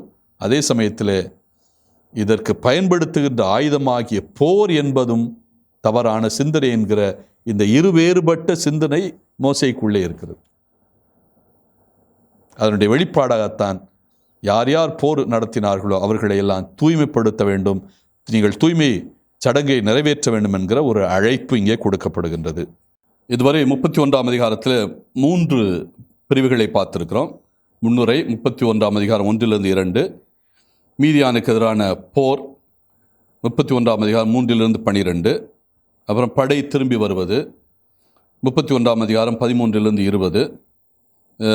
இப்போ 4வது பகுதியாக போர் வீரர்களும் கொள்ளை பொருளும் தூய்மைப்படுத்தப்பட. முந்தைய பகுதியிலேயே இந்த போர் வீரர்களும் கொள்ளை பொருளும் தூய்மைப்படுத்தப்பட வேண்டும். ஏனென்றால் இவர்கள் போர் தர்மத்தை எல்லாம் மீறி இருக்கிறார்கள், உயிரை பறித்திருக்கிறார்கள். எனவே அது தூய்மைப்படுத்தப்பட வேண்டிய ஒரு நிகழ்வு என்கிற அந்த தர்மத்தின் அடிப்படையில் 21ஆம் வசனத்திலிருந்து 24ஆம் வசனம் இவர்கள் எப்படி தங்களை தூய்மைப்படுத்திக் கொள்கிறார்கள் என்பதை சுட்டிக்காட்டுகிறது. 21, பின்னர் குரு எலெயாசார் போர்க்களத்திலிருந்து திரும்பி வந்த வீரர்களை பார்த்து கூறியது, ஆண்டவர் மோசேக்கு கட்டளையிட்டருளிய திருச்சட்ட நியமம் இதுவே. திருச்சட்டம் என்ன என்றால், பொன், வெள்ளி, வெண்கலம், இரும்பு, தகரம், ஈயம் ஆகிய நெருப்பை தாங்கக்கூடிய அனைத்தையும் நீங்கள் நெருப்பிலே போட்டு எடுக்க வேண்டும். அப்பொழுது அவற்றின் தீட்டு அகலும். மேலும் அவை தண்ணீராலும் தூய்மையாக்கப்பட வேண்டும். நெருப்பு தாங்க கூடாதது எதுவோ அதை தண்ணீரில் தோய்த்தெடுக்க வேண்டும். ஆக இப்போ பொருட்களை மட்டும் பற்றி பேசுகிறார். ஏற்கனவே ஆட்களை எல்லாம் தூய்மைப்படுத்த வேண்டும். அதே மாதிரி பொருட்களெல்லாம் தூய்மைப்படுத்த வேண்டும். கொள்ளைப் பொருட்களும் தூய்மைப்படுத்தப்பட வேண்டும் என்ற கட்டளை பிறப்பிக்கப்பட்டது. இப்பொழுது அதற்கான பணிகள் நடக்கிறது. முதலே எந்தெந்த பொருட்களெல்லாம் நெருப்பில், இந்த நெருப்பும் தண்ணீரும் தூய்மைப்படுத்துவதற்குரிய அடையாளங்கள், அதைத்தான் இங்கே நாம் பார்க்கிறோம். ஒரு பொருளை தூய்மைப்படுத்த வேண்டும் என்றால் ஒன்று தண்ணீரிலே நாம் சுத்தப்படுத்துகிறோம். தங்கத்தை தூய்மைப்படுத்துவதற்காக நெருப்பை பயன்படுத்த, உலோகங்களை தூய்மைப்படுத்த நெருப்பு பயன்படுத்துகிறது என்றால் நெருப்பு அழிக்கக்கூடியது. உலோகங்களை மட்டும்தான் அது முழுவதுமாக அழிக்க முடியாது. அழிக்க முடியாது என்றால் அது உருகச் செய்யும். ஆனால் அதிலிருந்து மீண்டும் புதிய பொருட்களை உருவாக்கும். ஏற்கனவே இருக்கிற பொருளை அழித்துவிடும், புதிதாக பொருளை உருவாக்க முடியும். அதுவும் குறிப்பிட்ட அந்த வெப்பநிலையில் தான் அது முழுவதுமாக அழிக்கக்கூடியது. அதனால் அதுக்கு முன்னாலே இவர்கள் அந்த பொருளை எடுத்து விட வேண்டும். அந்த அடிப்படையில் தான் நெருப்பை பயன்படுத்த சொல்கிறார். எந்தெந்த பொருட்கள் உலோகம் மிக எளிதாக தீண்டாதோ அந்த உலோகங்களை எல்லாம் நீங்கள் நெருப்பிலே இட்டு நெருப்பிலே எடுத்து தூய்மைப்படுத்துங்கள், நெருப்பிலே இட்டு தூய்மைப்படுத்துங்கள். அதன் பிறகு எந்தெந்த பொருட்களை எல்லாம் நெருப்பு அழித்து விடுமோ அவற்றையெல்லாம் தண்ணீரில். இங்கு பொருட்களுக்கு மட்டும்தான் இந்த பகுதியில் முக்கியத்துவம் கொடுக்கப்படுகிறது. கடைசியா 24ஆம் வசனம், 7ஆம் நாளில் உங்கள் உடைகளை துவைத்துக் கொள்ள வேண்டும். அப்பொழுது உங்கள் தீட்டு அகலும், நீங்களும் பாளையத்துக்குள் வரலாம். 7 நாட்கள் இவர்கள் ஒதுங்கி இருக்க வேண்டும். 7ஆம் நாள் என்ன செய்ய வேண்டும்? உடைகளை துவைத்துக் கொள்ள வேண்டும் என்றால் அப்பொழுது இவர்களுக்கு வழக்கமான அந்த கூடார நிகழ்வுகள் எல்லாமே இவர்கள் ஒவ்வொரு இடம் விட்டு இன்னொரு இடம் சென்று கொண்டு இருக்கிறார்கள். எருசலேம் ஆலயம் கட்டிய பிறகு ஏற்பட்ட இந்த தூய்மை சடங்குகள் எல்லாம் இப்பொழுது இவர்களுடைய அந்த தூய்மை சடங்கு நிகழ்வுகளிலே அடங்கவில்லை. இருந்தாலும் அந்த தூய்மை சடங்கு என்பது இவர்களுக்கு மிக முக்கியமாக இருக்கிறது. அந்த நிலையில்தான் இவர்கள் தூய்மை சடங்கு 7 நாட்கள் தீட்டுப்பட்டவர்களாக கருதப்பட வேண்டும். 7ஆம் நாள் இவர்கள் என்ன செய்ய வேண்டும்? ஆடைகளை சுத்தம் செய்துவிட்டு மீண்டும் பாளையத்துக்கு வரலாம். பாளையத்தில் இருக்கிற மக்கள் அதுவரை இவர்கள் பாளையத்துக்கு வெளியிலே இருக்க வேண்டும். வந்தவர்களை அவர்கள் ஊருக்குள்ளே கூட அனுமதிக்காத நிலை. அவர்கள் போய்த்தான் பார்க்குறாங்க. பாளையத்துக்கு வெளியில் போய் இவர்களை வரவேற்கிறார்கள். அப்போ தான் வரவேற்கிற போது பெண்களையும் குழந்தைகளையும், ஆண் குழந்தையும் பெண் குழந்தையும் பார்க்கிற போது மோசேக்கு ஆத்திரம் வருகிறது. எனவே நீங்கள் பாளையத்துக்கு வெளியிலே நில்லுங்கள், 7 நாட்கள் இருங்கள், அதுக்கு 7ஆம் நாள் உங்களை தூய்மைப்படுத்தி கொண்டு உள்ளே வாருங்கள் என்கிற கட்டளையோடு இப்பொழுது அவர்கள் தூய்மை சடங்கு நிறைவேறுகிறது. அதன் பிறகு இவர்கள் உள்ளே வருகிறார்கள். அப்படி என்றால் பெண்கள் யார் யார் திருமணம் ஆனவர்களோ அல்லது 12 வயதிற்கு மேற்பட்டவர்களாக இருக்கிறார்களோ அத்தனை பேரையும் பெண்களை எல்லாம் கொலை செய்கிறார்கள். ஆண் குழந்தைகளையும் கொலை செய்கிறார்கள். மீதம் உள்ள பெண் குழந்தைகள் மட்டும் 12 வயதுக்கு கீழே இருக்கிறவர்கள் இவர்களோடு ஏற்றுக்கொள்ளப்படுகிறார்கள். ஆக இந்த மீதியானுடைய போர் என்பது மிக கடுமையான போர், ஒரு இனத்தையே அழிக்கின்ற ஒரு போராக இது கருதப்படுகிறது. ஆனால் மீதியானர்கள் அத்தனை பேரையும் நாடு முழுவதையும் அழித்தார்கள் என்பதை விட ஏறக்குறைய குறிப்பிட்ட ஏரியா, குறிப்பிட்ட பகுதிகள், குறிப்பாக 5 அரசர்கள் இருந்த பகுதிகளாக இருக்கலாம். அவர்களுடைய பகுதிகள் மோபாபியருடைய எல்கையை ஒட்டி இருந்திருக்கலாம். அந்த பகுதிகளை முழுமையாக இவர்கள் அழித்து ஒழித்து விட்டார்கள் என்றுதான் சொல்ல வேண்டும். அதற்கடுத்த பகுதி கொள்ளை பொருள்களை பங்கிடுகின்ற பகுதி. 31ஆம் அதிகாரம் 25 47 முடிய ஒரு பெரிய, இதுவும் ஒரு நீண்ட பகுதி. ஏறக்குறைய எண்ணிக்கைகள் தான். அடிப்படையில் இந்த பகுதியில் 2 கருத்துகள் தான். இவர்கள் கொள்ளைப் பொருட்களை கொண்டு வருகிறார்கள். இவர்கள் கையில் இருப்பது பெண் குழந்தைகள், ஆடு மாடுகள், அதாவது விலங்கினங்கள். அதுபோக பொன் பொன் பொன் வெள்ளி ஆபரணங்கள், உலோகங்கள், இதுதான் இவர்களுடைய கையிருப்பில் இருக்கிறது. அப்படி என்றால் இவர்கள் எதை பங்கிட வேண்டும்? பெண் குழந்தைகளை பங்கிட வேண்டும், இனத்துக்கு ஒவ்வொரு குலத்திற்கும். அதே மாதிரி ஆடு மாடுகள் அல்லது விலங்குகளை, மாடுகள், ஆடுகள், கழுதைகள் எல்லாம் இருக்குன்னு நினைக்கிறேன். எனவே கால்நடைகளை அவர்கள் பங்கிட வேண்டும், அணிகலன்களை பங்கிட வேண்டும். இந்த மூன்றும் எப்படி பங்கிடப்படுகிறது? இதற்கு என்ன வரைமுறை, என்ன நெறிமுறை? இதுதான் இந்த பகுதியிலே மிக முக்கியமானது. மோயிசன் இதற்கு தெளிவான சிந்தனைகளை கொடுக்கிறார். யார் யாருக்கு 3 நிலைகளில் அவர் பிரிக்கிறார். ஒன்று யாவேக்கு, இன்னொன்று போர் வீரர்களுக்கு, மூன்றாவது இஸ்ராயேல் மக்களுக்கு, கூட்டமைப்புக்கு, இஸ்ராயேல் கூட்டமைப்பு. இந்த 3 பேருக்கும் என்னென்ன போக வேண்டும், எது போக வேண்டும்? இந்த அடிப்படை, இந்த 25ஆம் வசனத்திலிருந்து 47ஆம் வசனம் வரை இந்த 3 நிலைகளில் எப்படி பிரிக்கப்படுவது என்பதுதான் புலப்படுகிறது. இப்போ முதலாவது இஸ்ராயேல் மக்கள் கூட்டமைப்பு என்பது 1,1730. இதிலிருந்து தான் 12,000 பேர். இப்போ 12,000 பேர் தனியாக இருக்கிறார்கள். மீதமுள்ள 1,00,000 மீதமுள்ளவர்கள் இருக்கிறார்கள். 12,000 பேர் 1,00,000 போயிட்டாங்கன்னா மீதம் 89,000, 5,89,000 என்று கணக்கிடலாம். 5,89,000 பேருக்கு இவர்கள் பிரித்து கொடுக்க வேண்டும். இவர்களுக்கு எவ்வளவு பகுதி? 12,000 பேருக்கு எவ்வளவு பகுதி? யாவே வழியாக மோயிசன் பெறுகின்ற செய்தி என்னவென்றால், தெள்ளத்தெளிவாக அணிகலன்கள் எல்லாமே யாவேக்கு சொந்தமானது. அது எவ்வளவு என்று பின்னாலே வரும். இரண்டாவது 12,000 பேர் ஒரு நிலை, மீதமுள்ள 5,89,000 பேர் இன்னொரு நிலை. இப்போ இவர்களில் நீ கொண்டு வந்த கொள்ளை பொருளை சமமாக பிரித்து ஒரு பகுதி இந்த 5,89,000 பேருக்கு கொடு, மீதமுள்ள இரண்டாவது பகுதியை 12,000 பேருக்கு பிரித்து கொடு. இந்த வரைமுறை தான் இங்கே நிகழ்த்தி காட்டப்படுகிறது. அது எப்படி நிகழ்ந்தது?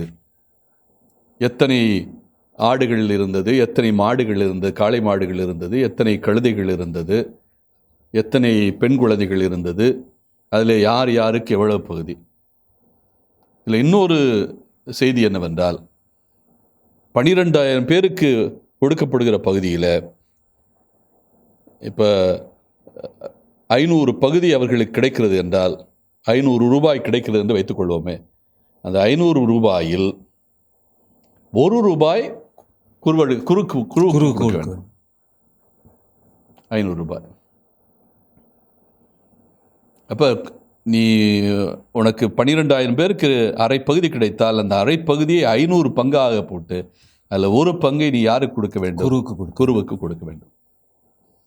அதே மாதிரி இஸ்ராயேல் மக்கள் இனம், அவர்களுக்கு பாதி பகுதி போகிறது. அவர்களுக்கு 500 ரூபாய் கிடைக்கிறது என்றால் அதை 50 பகுதியாக போட்டு அதில் ஒரு பங்கை லேவியருக்கு கொடுக்க வேண்டும். பாருங்கள், இந்த கொள்ளைப் பொருளை பங்கிடுவதில் கூட எந்த அளவுக்கு ஒரு தெளிவான வரைமுறையை, நெறிமுறையை மோசே வைத்திருக்கிறார் என்று பாருங்கள். ஆக 3 பங்குகள், யாவேக்கு ஒரு பங்கு, அணிகலன்கள் ஒட்டுமொத்தமாக போகிறது. போர் வீரர்களுக்கு ஒட்டுமொத்த கொள்ளைப் பொருளில் பாதிக்கு பாதி. ஆனால் இந்த பாதிக்கு பாதியையும் போர் வீரர்கள் 500 பங்காக போட வேண்டும். ஒரு பங்கை குருபு எலையாசாருக்கு கொடுக்க வேண்டும். மக்கள் கூட்டமைப்பு 50 பங்காக போட வேண்டும். அதில் ஒரு பகுதியை லேவியர் அத்தனை பேருக்கு. நம்ம ஏற்கனவே பார்த்தோம், லேவியர்கள் ஆண்களே 20க்கும் ஆண்கள் ஒட்டுமொத்தமாக அவர்களில் 20 வயதில் எல்லாருமே எண்ணிக்கை 23,000 பேர் இருக்கிறார்கள். 23,000 பேருக்கு முழுமையாக இந்த 50ல் ஒரு பங்கு போய் சேர வேண்டும். அதைத்தான் நாம் இதில் பார்க்குறோம். கொள்ளைப் பொருளில் அதில் கொள்ளைப் பொருட்களுடைய ஒட்டுமொத்தம் எவ்வளவு என்றால், ஒட்டுமொத்தம் ஆடுகள் 6,75,000, மாடுகள் 72,000, கழுதைகள் 61,000, பெண் குழந்தைகள் 32,000. இதான் அவர்கள் கொள்ளை பொருளாக கொண்டு வந்த அந்த பெண்களை எல்லாம் கொன்ற பிறகு, அதே மாதிரி ஆண் குழந்தைகளை எல்லாம் கொன்ற பிறகு இவர்களிடத்தில் எஞ்சி இருக்கிற எண்ணிக்கை, இதெல்லாம் குரு எலையசார் என்ன வேண்டி இருக்கிறது அத்தனையும் சரியாக அவர்கள் எண்ணுகிற இதுக்கென்ன ஒரு குழுவையே அவர்கள் நியமிக்கிறார்கள் எண்ணுவதற்கென்று. 6,75,000 ஆடுகளும் 72,000 ஆடுகளும் 61,000 கழுதைகளும் 32,000 பெண் குழந்தைகளும். இதை இப்போ இவங்க பாதியாக பகுக்க வேண்டும். இப்போ 6,75,000 வகுத்தால் 3,37,500. 72,000 மாடுகளை வகுத்தால் 36,000 மாடுகள். 61,000 கழுதைகளை பிரித்தால் 30,500 கழுதைகள். 32,000 பெண் குழந்தைகளை பிரித்தால் 16,000. இப்போ ஆளுக்கு 16,000 குழந்தைகள், ஆளுக்கு 30,500 கழுதைகள், ஆளுக்கு 30,000 மாடுகள், காளை மாடுகள், ஆளுக்கு 3,37,500 ஆடுகள். இதில் குறுக்களுக்கென்று கொடுக்க வேண்டியது 12,000 பேர் போர் வீரர்களுக்கு கொடுக்கக்கூடிய பங்கிலே குறுக்களுக்கு கொடுக்க வேண்டும். 500 ஒரு பகுதி மக்கள் கூட்டமைப்பு கொடுக்கப்பட்ட பங்கில 50 ஒரு பங்கு லேவியர் அத்தனை பேருக்கும் கொடுக்க வேண்டும். இதைத்தான் விரிவாக இந்த பகுதி கொள்ளை பொருளை பங்கிடுகின்ற பகுதி விளக்கமாக சொல்லுகிறது. அப்படி என்றால் இந்த குருவுக்கு எத்தனை ஆடுகள் கிடைத்தது என்றால், இந்த 3,33,37,500 50 ஒரு பங்கு என்றால் 675 ஆடுகள் குரு எலையசாருக்கு கிடைத்தது. 675 ஆடுகள். குரு ஒரு நாளிலேயே குரோர்பதியாக மாறிவிட்டார். குரு எலையசார் 675 ஆடுகள் அவருக்கு கிடைத்திருக்கிறது. 36,000 மாடுகளிலே 61 மாடுகள், காளை மாடுகள் குருவுக்கு கிடைக்கிறது. 30,500 கழுதைகளிலே 61 கழுதைகள் குருவுக்கு கிடைக்கிறது. அதே போல 16,000 பெண் குழந்தைகளில் 32 பெண் குழந்தைகள் குருவினுடைய பாதுகாப்பிலே ஒப்படைக்கப்படுகிறது. இது குரு என்கிற அந்த நிலைக்காக நான் சொன்னேன். இதே மாதிரி லேவியருக்கு 50 பங்காக போது லேவியர் அத்தனை பேருக்கும் ஏறக்குறைய இதிலிருந்து நாம் ஒரு 10 மடங்கை பெருக்க வேண்டும். 10 மடங்கு 50 என்றால் 100க்கு 2 மடங்கு, 500க்கு 10 மடங்கு. அப்படினால் 10 மடங்கு பெருக்க வேண்டும். 10ஆலே பெருக்கினால் இந்த மதிப்பு வரும். 6,750, 610, 610, அதே மாதிரி 320 என்று எண்ணிக்கையை கூட்ட வேண்டும். ஆக இந்த அளவுக்கு அவர்களிடத்தில் ஒரு தெளிவான நியதிகள் இருந்தன. எல்லாவற்றையும் தெளிவோடு, ஏதோ யாரோ நடத்துகிறார்கள், எப்படியோ நடத்துகிறார்கள் என்றெல்லாம் இல்லை. ஒரு திட்டமிட்ட செயல்பாடு. இதுதான் தலைமை பொறுப்பு. நான் வழக்கமாக மோசேயினுடைய தலைமையை உச்சாணி கொம்பில் வைத்து தான் பேசுவேன். என்றால் அவருடைய தலைமை பொறுப்பு என்பது சாதாரண தலைமை பொறுப்பு அல்ல. இது எதுவாக இருந்தாலும் அதை சரியாக செய்ய வேண்டும், அரைகுறையாக செய்யக்கூடாது. 40 ஆண்டுகள் அவர் சீனாய் மலை அடிவாரத்திலும் அதே மாதிரி மீதியான் பகுதிகளிலும் சுற்றித் திரிந்து இந்த போராட்டத்தை நடத்தி இருக்கிறார். நான் மோசேயை பற்றி, அவருடைய இயல்புகளை பற்றி, அவருடைய குணங்களை பற்றி பேசுகின்ற போது இதை தெளிவுபடுத்தி இருக்கிறேன். மோசே என்கிற தலைவர் சாதாரண தலைவராக நாம் மதிப்பிடவே முடியாது.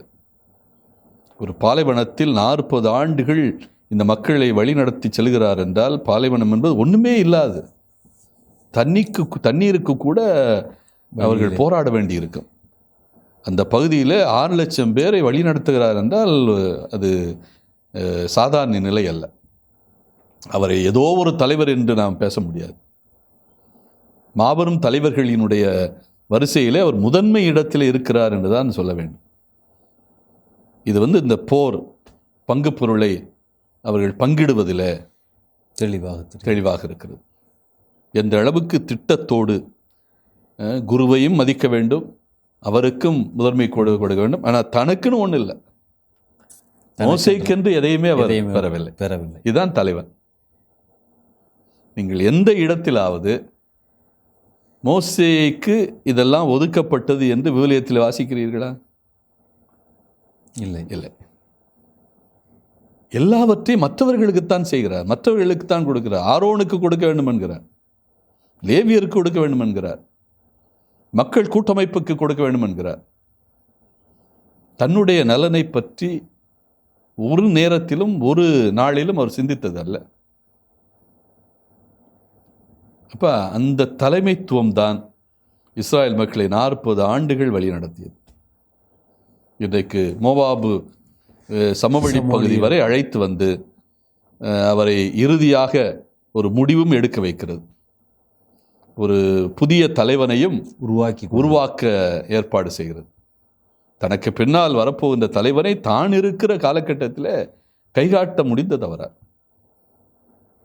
அதான் தலைமைத்துவம். அப்படி என்றால் இந்த மோசேயினுடைய தலைமைத்துவத்தினுடைய ஒரு வெளிப்பாடு இந்த 32ஆம் அதிகாரத்தில் தெளிவாக தெரிகிறது. எனவே இந்த பகுதியில் இவர் எல்லாவற்றையும் பார்க்கிறோம். நான் சுருக்கமாக இதை வரையறுத்திருக்கிறோம். ஒவ்வொருவருக்கும் 3 நிலைகளிலே இது சுட்டிக்காட்டப்பட்டிருக்கிறது. இப்பொழுது நாம் இறுதி பகுதியாக இஸ்ராயல் மக்களுக்கு நினைவு சின்னம் என்கிற தலைப்பில் நாம் போவோம். அந்த நினைவு சின்னம் என்பது யாவைக்கு கொடுக்கிற பங்கு.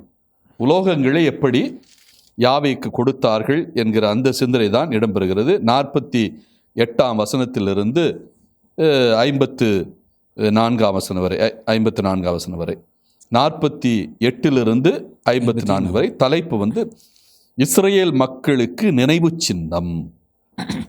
பின்பு 10,000 படைத்தளபதிகள் 1000 தலைவர்களும் 100 தலைவர்களும் மோசேயை அணுகினர்.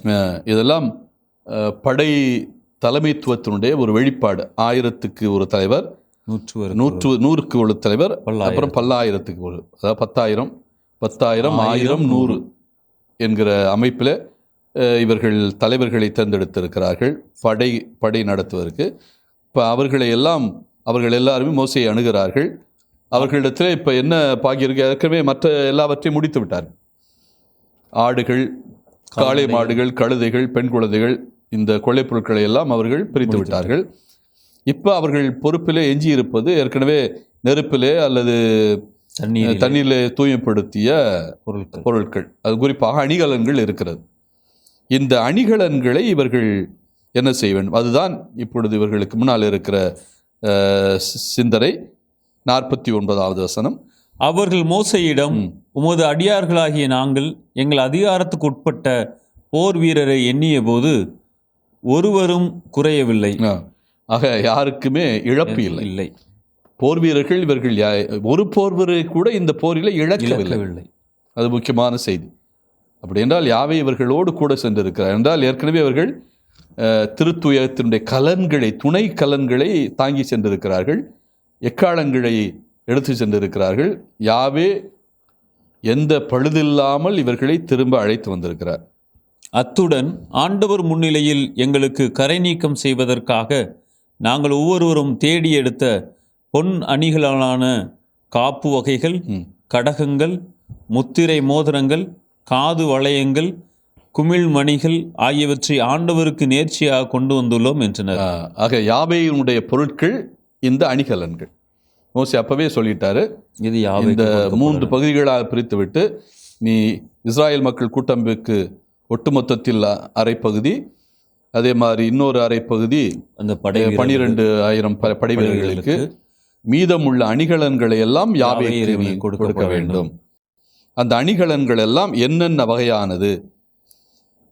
காப்பு, பொன்னணிகளாலான காப்பு வகைகள், கடகங்கள், முத்திரை மோதிரங்கள், காது வளையங்கள், குமிழ் மணிகள், இவதெல்லாம் மீதியானர்கள் பயன்படுத்தி இருக்கிறார்கள்.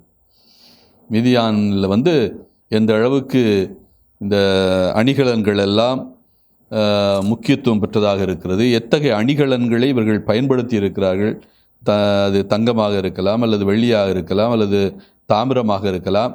இந்த அணிகலன்கள் எல்லாம் அவர்கள் பயன்பாட்டிற்கு வந்திருக்கிறது. அவற்றை எல்லாம் இவர்கள் கொண்டு வந்திருக்கிறார்கள். அதாவது இரும்பு காலம் வரை வந்துவிட்டது. இந்த காலம் ஏறக்குறைய இவருடைய காலம் இரும்பு காலம். 1600 என்பது இரும்பு காலம். இப்போ தாமிரம் அதற்கு முந்தைய காலம், இரும்பு காலத்துக்கு முந்தைய காலம் தாமிர காலம். இப்போ இவற்றையெல்லாம் உருக்கக்கூடிய தன்மைகளை இவர்கள் தெரிந்து வைத்திருக்கிறார்கள். அதை அணிகலன்களாக பயன்படுத்தி கொண்டு இருக்கிறார்கள். அந்த அடிப்படையில் தான் நாம் இந்த அணிகலன்களை பார்க்கிறோம். அதற்கடுத்து 51, மோசேயும் குரு எலேசாரும் அவரிடமிருந்த கைவினை பொருட்களான எல்லா பொன் அணிகலன்களையும் பெற்றுக்கொண்டனர்.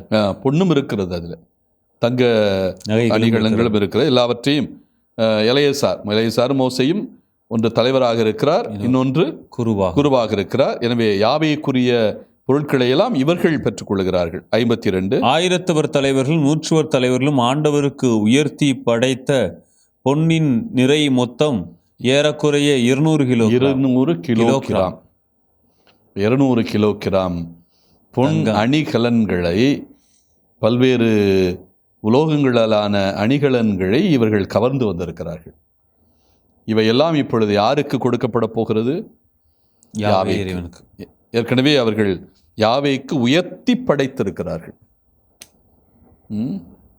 நம்ம ஏற்கனவே இந்த உயர்த்தி படைக்கின்ற அந்த படையலை பற்றி பேசியிருக்கிறோம். லேவியர் புத்தகத்திலே உயர்த்தி படைக்கின்ற படையல்கள், அதை பற்றி பேசியிருக்கிறோம். உயர்த்தி படைக்கின்ற படையல்கள் எல்லாமே யாவேக்கு சொந்தமானது.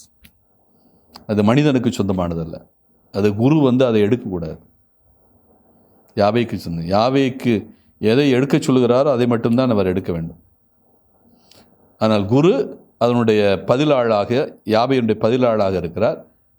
உணவுப் பொருட்களை குரு எடுத்துக்கொள்ளலாம். ஆனால் அணிகலன்கள் என்கின்ற போது அது யாவேக்கு சொந்தமானது. அதை இவர்கள் என்ன செய்ய வேண்டும்? அதைத்தான் 53வது வசனமும் 54வது வசனமும் சுட்டி காட்டுகிறது. ஒவ்வொரு படைவீரனும் கொள்ளை பொருளை கவர்ந்து கொண்டான். மோசேயும் குரு எலேசாரும் 1000 100 தலைவர்களிடமிருந்து பொன்னை பெற்றுக்கொண்டனர். அதை ஆண்டவர் திருமுன் இஸ்ராயேல் மக்களுக்கு ஒரு நினைவு சின்னமாக சந்திப்பு கூடாரத்தினுள் கொண்டு வந்தனர். ஆண்டவருடைய நினைவு சின்னமாக சந்திப்பு கூடாரத்துக்குள் அவர்கள் கொண்டு வந்தனர். ஆக 12,000 போர் வீரர்களும் அவர்கள் வீழ்த்திய போர் வீரர்களிடமிருந்து, மீதியானவர்களிடமிருந்தும் பெண்களிடமிருந்தும் அணிகலன்களை இப்பொழுது பெற்றிருக்கிறார்கள், பறித்து கொண்டு வந்திருக்கிறார்கள், கவர்ந்து கொண்டு வந்திருக்கிறார்கள். வீடுகளில் இருந்தவற்றையெல்லாம் எடுத்து கொண்டு வந்து விட்டார்கள். வீடுகளையும் ஊர்களையும் தீக்கிரையாக்கிய பின்பு இந்த பொருட்கள் இப்பொழுது அந்த படை வீரர்களிடமிருந்து பெறப்பட்டு விட்டது, தூய்மைப்படுத்தப்பட்டு விட்டது, உயர்த்தி கடவுளுக்கு ஒப்புக் கொடுக்கப்பட்டு விட்டது. இதை இவர்கள் இப்பொழுது எதற்கு பயன்படுத்துகிறார்கள்? சந்திப்பு கூடாரத்தில் நினைவு சின்னமாக பயன்படுத்துகிறார். இஸ்ராயேல் மக்களின் நினைவு சின்னம். இந்த இஸ்ராயேல் மக்களுடைய நினைவு சின்னம் என்பது ஒரு முக்கியமான சிந்தனை. இது இந்த சிந்தனையோடு 31ஆம் அதிகாரம் நிறைவுக்கு வருகிறது. நீங்கள் விடுதலை பயணம் 30ஆம் அதிகாரம் 11 - 16 வசனத்தை வாசித்தீர்கள் என்றால் இதற்கான விடை கிடைக்கும். இந்த என்ன சிந்தனை என்றால், விடுதலை பயணம் 30ஆம் அதிகாரம் 11 - 16 இஸ்ராயேல் மக்களிடமிருந்து யாவே என்ன சொல்லுவார்? அரை ஷெக்கல் வரியை நீ வசூலிக்க வேண்டும். அரை ஷெக்கல் வரி என்பது 20 வயதுக்கு மேற்பட்ட ஆண்கள் யாவேக்கு கொடுக்கிற வரி. அரை ஷெக்கல் என்பது 6.5 கிராம், அது 6 கிராம் வெள்ளி. ஒரு ஷெக்கல் என்றால் 11.5 கிராம் வெள்ளி. அரை ஷெக்கல் என்றால் 6 கிராம் வெள்ளி. இந்த 6 கிராம் வெள்ளியை ஒவ்வொரு இஸ்ராயலனும் யாவேக்கு வரியாக கொடுக்க வேண்டும். இந்த அரை ஷெக்கலை எல்லாம் ஒன்று சேர்த்து ஆண்டவருக்கு வருகின்ற அந்த காணிக்கை ஒன்று சேர்த்து அது ஆண்டவருக்குரிய காணிக்கையாக பயன்படுத்த வேண்டும். ஆண்டவருக்கு உரிய காணிக்கை. இதைத்தான் இந்த அரை ஷெக்கல் சுட்டி காட்டுகிறது. அந்த ஆண்டவருக்குரிய காணிக்கை என்னவென்றால், காணிக்கை என்றால் என்ன பொருள்? இது பாவ கழுவாயாக இஸ்ராயேல் மக்கள் ஆண்டவருக்கு செலுத்துகிற காணிக்கை. அரை ஷெக்கல் இஸ்ராயேல் மக்கள் ஒவ்வொருவரும் ஒவ்வொரு ஆண்டும் ஆலயத்தில் கொடுப்பது பாவ கழுவாய்க்கான ஆண்டவருக்குரிய காணிக்கை. அப்படி என்றால் என்ன பொருள்? இவர்கள் செய்த பாவங்களுக்கு கழுவாயாக இவர்கள் கொடுக்கிற அந்த காணிக்கை. உங்கள் உயிருக்காக பாவக்கழுவாய் செய்ய இஸ்ரேல் மக்களுக்கு இது ஆண்டவர் திருமுன் நினைவு சின்னமாக இருக்கட்டும். இது ஆண்டவருடைய நினைவு சின்னமாக இருக்கட்டும். இந்த அரை ஷெக்கல் என்பது ஆண்டவருடைய நினைவு சின்னமாக என்ன செய்தார்கள்? அவர்கள் பெற்ற அந்த அரை ஷெக்கல் நாணயத்தை எல்லாம் ஒரு நினைவு சின்னமாக அவர்கள் கருதினார்கள். அதுபோல இங்க அந்த நினைவு சின்னம் என்றால் என்ன பொருள்? ஆண்டவர் உங்களை தண்டிக்க வேண்டும் உங்கள் பாவங்களுக்கு. ஆனால் தண்டிக்க ஆண்டவர் உங்கள் மீது பேரிரக்கம் கொண்டிருக்கிறார். ஹெசத். அப்ப அந்த பொருட்களை பார்க்கிற போதெல்லாம் நம்ம கடவுளுடைய அந்த இரக்கத்தை. அரை ஷெக்கல் என்பது அவர்களுடைய ஆலயத்தில் இருக்கும். நீ காணிக்கை கொடுக்கிற போது இந்த அரை ஷெக்கல் நீ எந்த நினைவாக கொடுக்கிறாய்? கடவுளுடைய பாவத்தை போக்கிவிட்டார், உன் மீது கருணை காட்டுகிறார், உன் மீது இரக்கம் பொழிகிறார், உன் மீது பேரிரக்கம் கொள்கிறார், உன் மீது பேரன்பு கொள்கிறார் என்பதனுடைய அடையாளமாக இந்த அரை ஷெக்கல் இருக்கிறது, நினைவு சின்னம். எனவே இந்த அரை ஷெக்கலை நீ இறைவனுடைய பாதத்தில் கொடுக்கிற போது, கோவில் முற்றத்தில் நீ கொண்டு வருகின்ற போது அது நினைவு சின்னமாக இருக்கிறது. இந்த அடிப்படையில் தான் இவர்கள் உயிர் பலி கொடுத்ததுனால, இத்தனை மிதியானர்களை கொண்டு குவித்ததுனால, பெண்களை எல்லாம் கொண்டு குவித்ததுனால இவருடைய கரங்கள் பாவம் நிறைந்த கரங்களாக இருக்கிறது. இதற்கு பாவ கழுவாய் தேட வேண்டும். அதனால் இந்த 200 கிலோகிராம் பொன் நகைகள் அல்லது வெள்ளி நகைகள் எல்லாவற்றையும் இப்பொழுது என்ன செய்கிறார்கள்? நினைவு சின்னம் எழுப்புகிறார்கள். மோசேயும் எலெயாசாரும் குருவும் இணைந்து அதை ஒரு நினைவு சின்னமாக, இந்த நினைவு சின்னம் எதை இவர்களுக்கு முன்னால் நிறுத்தி வைக்கிறது? இவர்களுடைய தண்டனைகளை இறைவன் மன்னித்து விட்டார். இவர்களுக்கு தண்டனை கொடுக்கவில்லை. அவர் மீது அடிப்படையில் இவர்களுக்கு தண்டனை கொடுத்திருக்க வேண்டும். யாவே உயிர் பலி செய்தவர்களுக்கு தண்டனை கொடுத்திருக்க வேண்டும். அந்த தண்டனை கொடுக்காமல் இரக்கம் காட்டியிருக்க. அதனால நீ போருக்கு போகிற போதெல்லாம் இந்த நினைவு சின்னம் உனக்கு நினைவாக இருக்கட்டும்.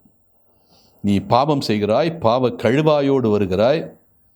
நீ போருக்கு செல்வது என்பது ஒரு வீரனுக்குரிய அழகாக நீ பார்க்கலாம். ஆனால் இறைவனை பொறுத்த மட்டில் அது ஒரு பாவச் செயல். நீ போரிலிருந்து வெற்றியோடு திரும்பி வந்தால் பாளையத்துக்குள்ள கூட உன்னை நுழைய முடியாது. நீ வெளியில் தான் நிற்கணும்.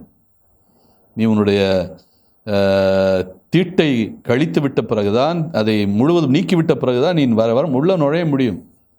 அதனால் இது உனக்கு நினைவுக்கு இருக்கட்டும். சூழலால் நீ போருக்கு போகிறாய், ஆனால் இது இறைவன் விரும்பிய ஒன்று அல்ல. இறைவன் உனக்கு தண்டனை தான் கொடுக்க வேண்டும். ஆனால் அந்த தண்டனைக்கு நீ என்ன செய்ய வேண்டும்? இறைவனுக்கு நினைவு சின்னம் கொடுக்க வேண்டும். நினைவு சின்னம் என்றால் அதை அடையாளப்படுத்த வேண்டும். நீ உன்னுடைய உள்ளத்திலே அந்த தூண் இருக்க வேண்டும், நினைவு சின்னம் இருக்க வேண்டும். உன்னுடைய உள்ளம் தூய்மையாக இருக்க வேண்டும் என்கிற அந்த நிலை உன்னுடைய மனதிலே இருக்க வேண்டும். அருமையான சிந்தனை. எனவே பாவக்கழுவாயாக ஆண்டவருக்குரிய காணிக்கை அவர்களுக்கு இறைவனது இரக்கத்தினது வாய்ப்பை கொடுக்கிறது. இந்த காணிக்கை மீண்டும் இறைவன் இவர்கள் மீது இரக்கம் கொள்வதற்கான வாய்ப்பை கொடுக்கிறது. அதான் நினைவு சின்னம்.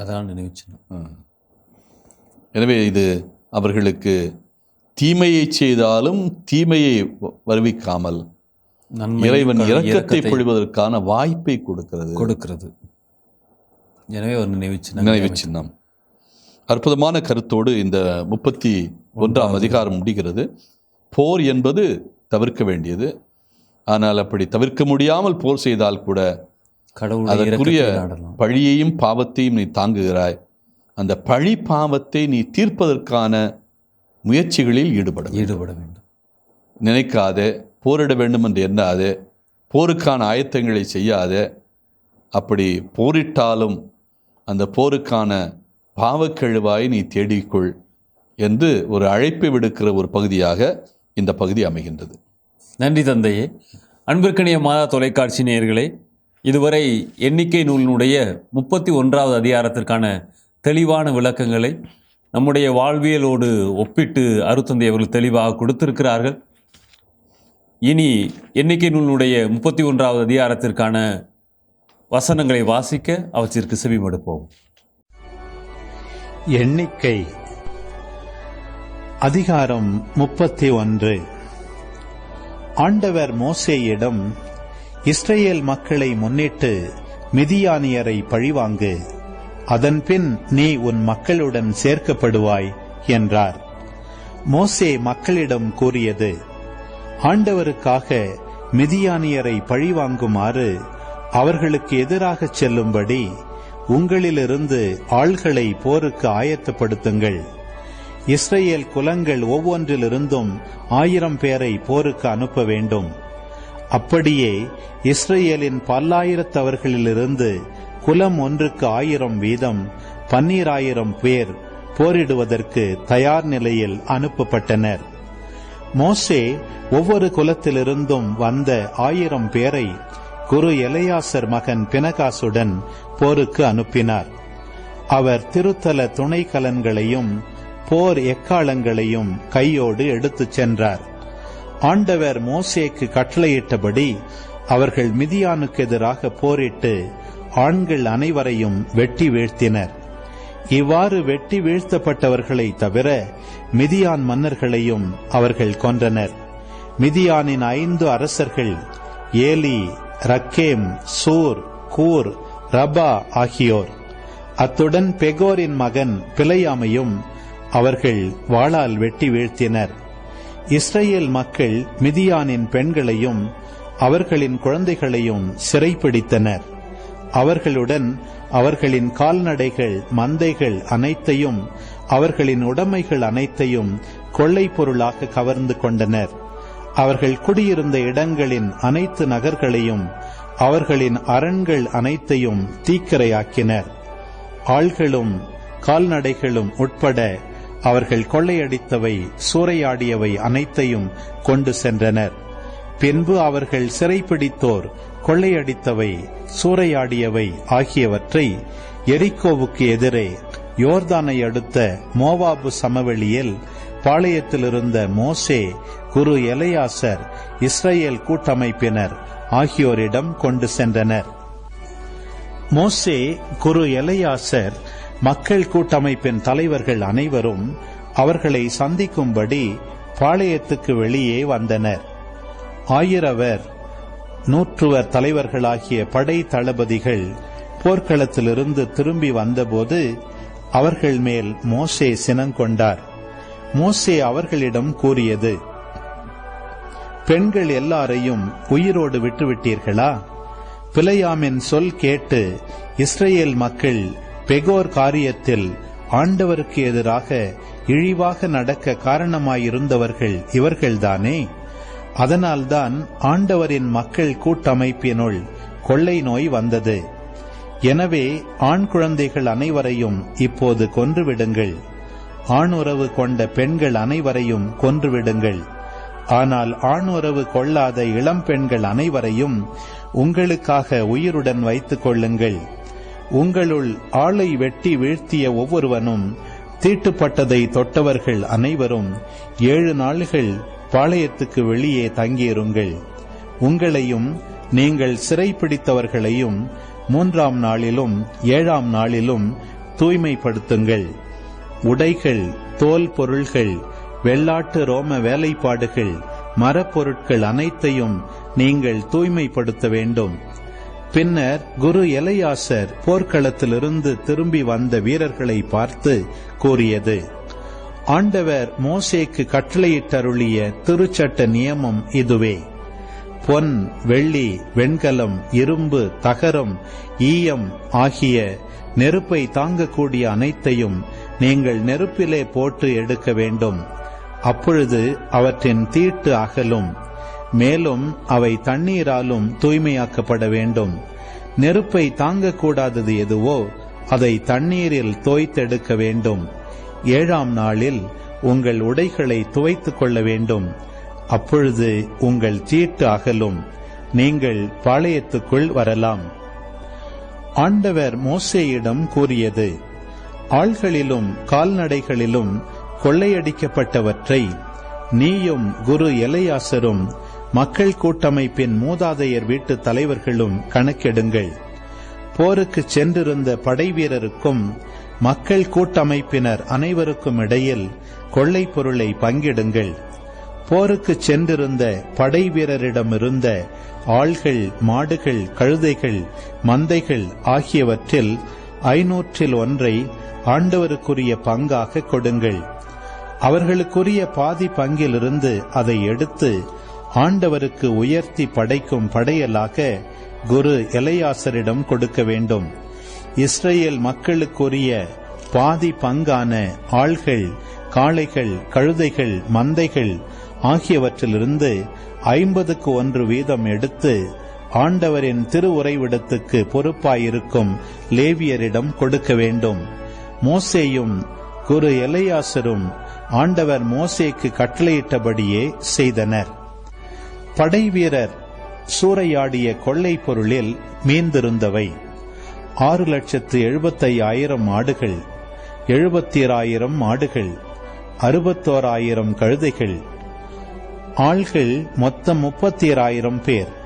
அவர்கள் ஆணுறவு கொண்டிராத பெண்கள்.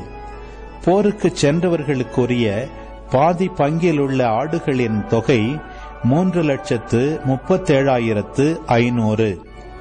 ஆண்டவர் பங்கில் இருந்த ஆடுகள் 675. காளைகளின் தொகை 36,000. அவற்றிலிருந்து அவர்கள் ஆண்டவருக்குரிய பங்காக அளித்தவை 61. கழுதைகளின் தொகை 30,500. அவற்றிலிருந்து அவர்கள் ஆண்டவருக்குரிய பங்காக அளித்தவை 61. ஆள்கள் தொகை 16,000. அவர்களிலிருந்து ஆண்டவருக்குரிய பங்காக தரப்பெற்றவர்கள் 32 பேர். ஆண்டவர் மோசேக்கு கட்டளையிட்டபடியே ஆண்டவருக்குரிய பங்காகிய உயர்த்தி படைக்கும் படையலை மோசே குரு எலையாசரிடம் கொடுத்தார். போருக்கு சென்றிருந்த ஆள்களுக்குரியது போக மோசே இஸ்ரேல் மக்களுக்கு பிரித்து கொடுத்த பாதி பங்கு. மக்கள் கூட்டமைப்புக்குரிய பாதி பங்கில் ஆடுகள் 3,37,500, காளைகள் 36,000, கழுதைகள் 36,500, ஆள்கள் 16,000 பேர். ஆண்டவர் மோசேக்கு கட்டளையிட்டபடியே இஸ்ரேல் மக்களுக்குரிய பாதி பங்கிலிருந்து ஆள்களிலும் கால்நடைகளிலும் 50% எடுத்து அவற்றை ஆண்டவரின் திருவுறைவிடத்திற்கு பொறுப்பாயிருந்த லேவியரிடம் மோசே கொடுத்தார். பின்பு பல்லாயிரத்தவர் படை தளபதிகள், 1000 தலைவர்களும் 100 தலைவர்களும் மோசேயை அணுகினர். அவர்கள் மோசேயிடம், உமது அடியார்களாகிய நாங்கள் எங்கள் அதிகாரத்திற்குட்பட்ட போர் வீரரை எண்ணிய போது ஒருவரும் குறையவில்லை. அத்துடன் ஆண்டவர் முன்னிலையில் எங்களுக்கு கரை நீக்கம் செய்வதற்காக நாங்கள் ஒவ்வொருவரும் தேடி எடுத்த பொன் அணிகளான காப்பு வகைகள், கடகங்கள், முத்திரை மோதிரங்கள், காது வளையங்கள், குமிழ் மணிகள் ஆகியவற்றை ஆண்டவருக்கு நேர்ச்சையாக கொண்டு வந்துள்ளோம் என்றனர். மோசேயும் குரு எலையாசரும் அவர்களிடமிருந்த கைவினை பொருள்களான எல்லா பொன் அணிகளையும் பெற்றுக்கொண்டனர். 1000 தலைவர்களும் 100 தலைவர்களும் ஆண்டவருக்கு உயர்த்தி படைத்த பொன்னின் நிறை மொத்தம் ஏறக்குறைய 200 கிலோகிராம். ஒவ்வொரு படை வீரனும் கொள்ளை பொருளை கவர்ந்து கொண்டான். மோசேயும் குரு எலையாசரும் 1000 100 தலைவர்களிடமிருந்து பொன்னை பெற்றுக்கொண்டனர். அதை ஆண்டவர் திருமுன் இஸ்ரேல் மக்களுக்கு ஒரு நினைவு சின்னமாக சந்திப்பு கூடாரத்தினுள் கொண்டு வந்தனர்.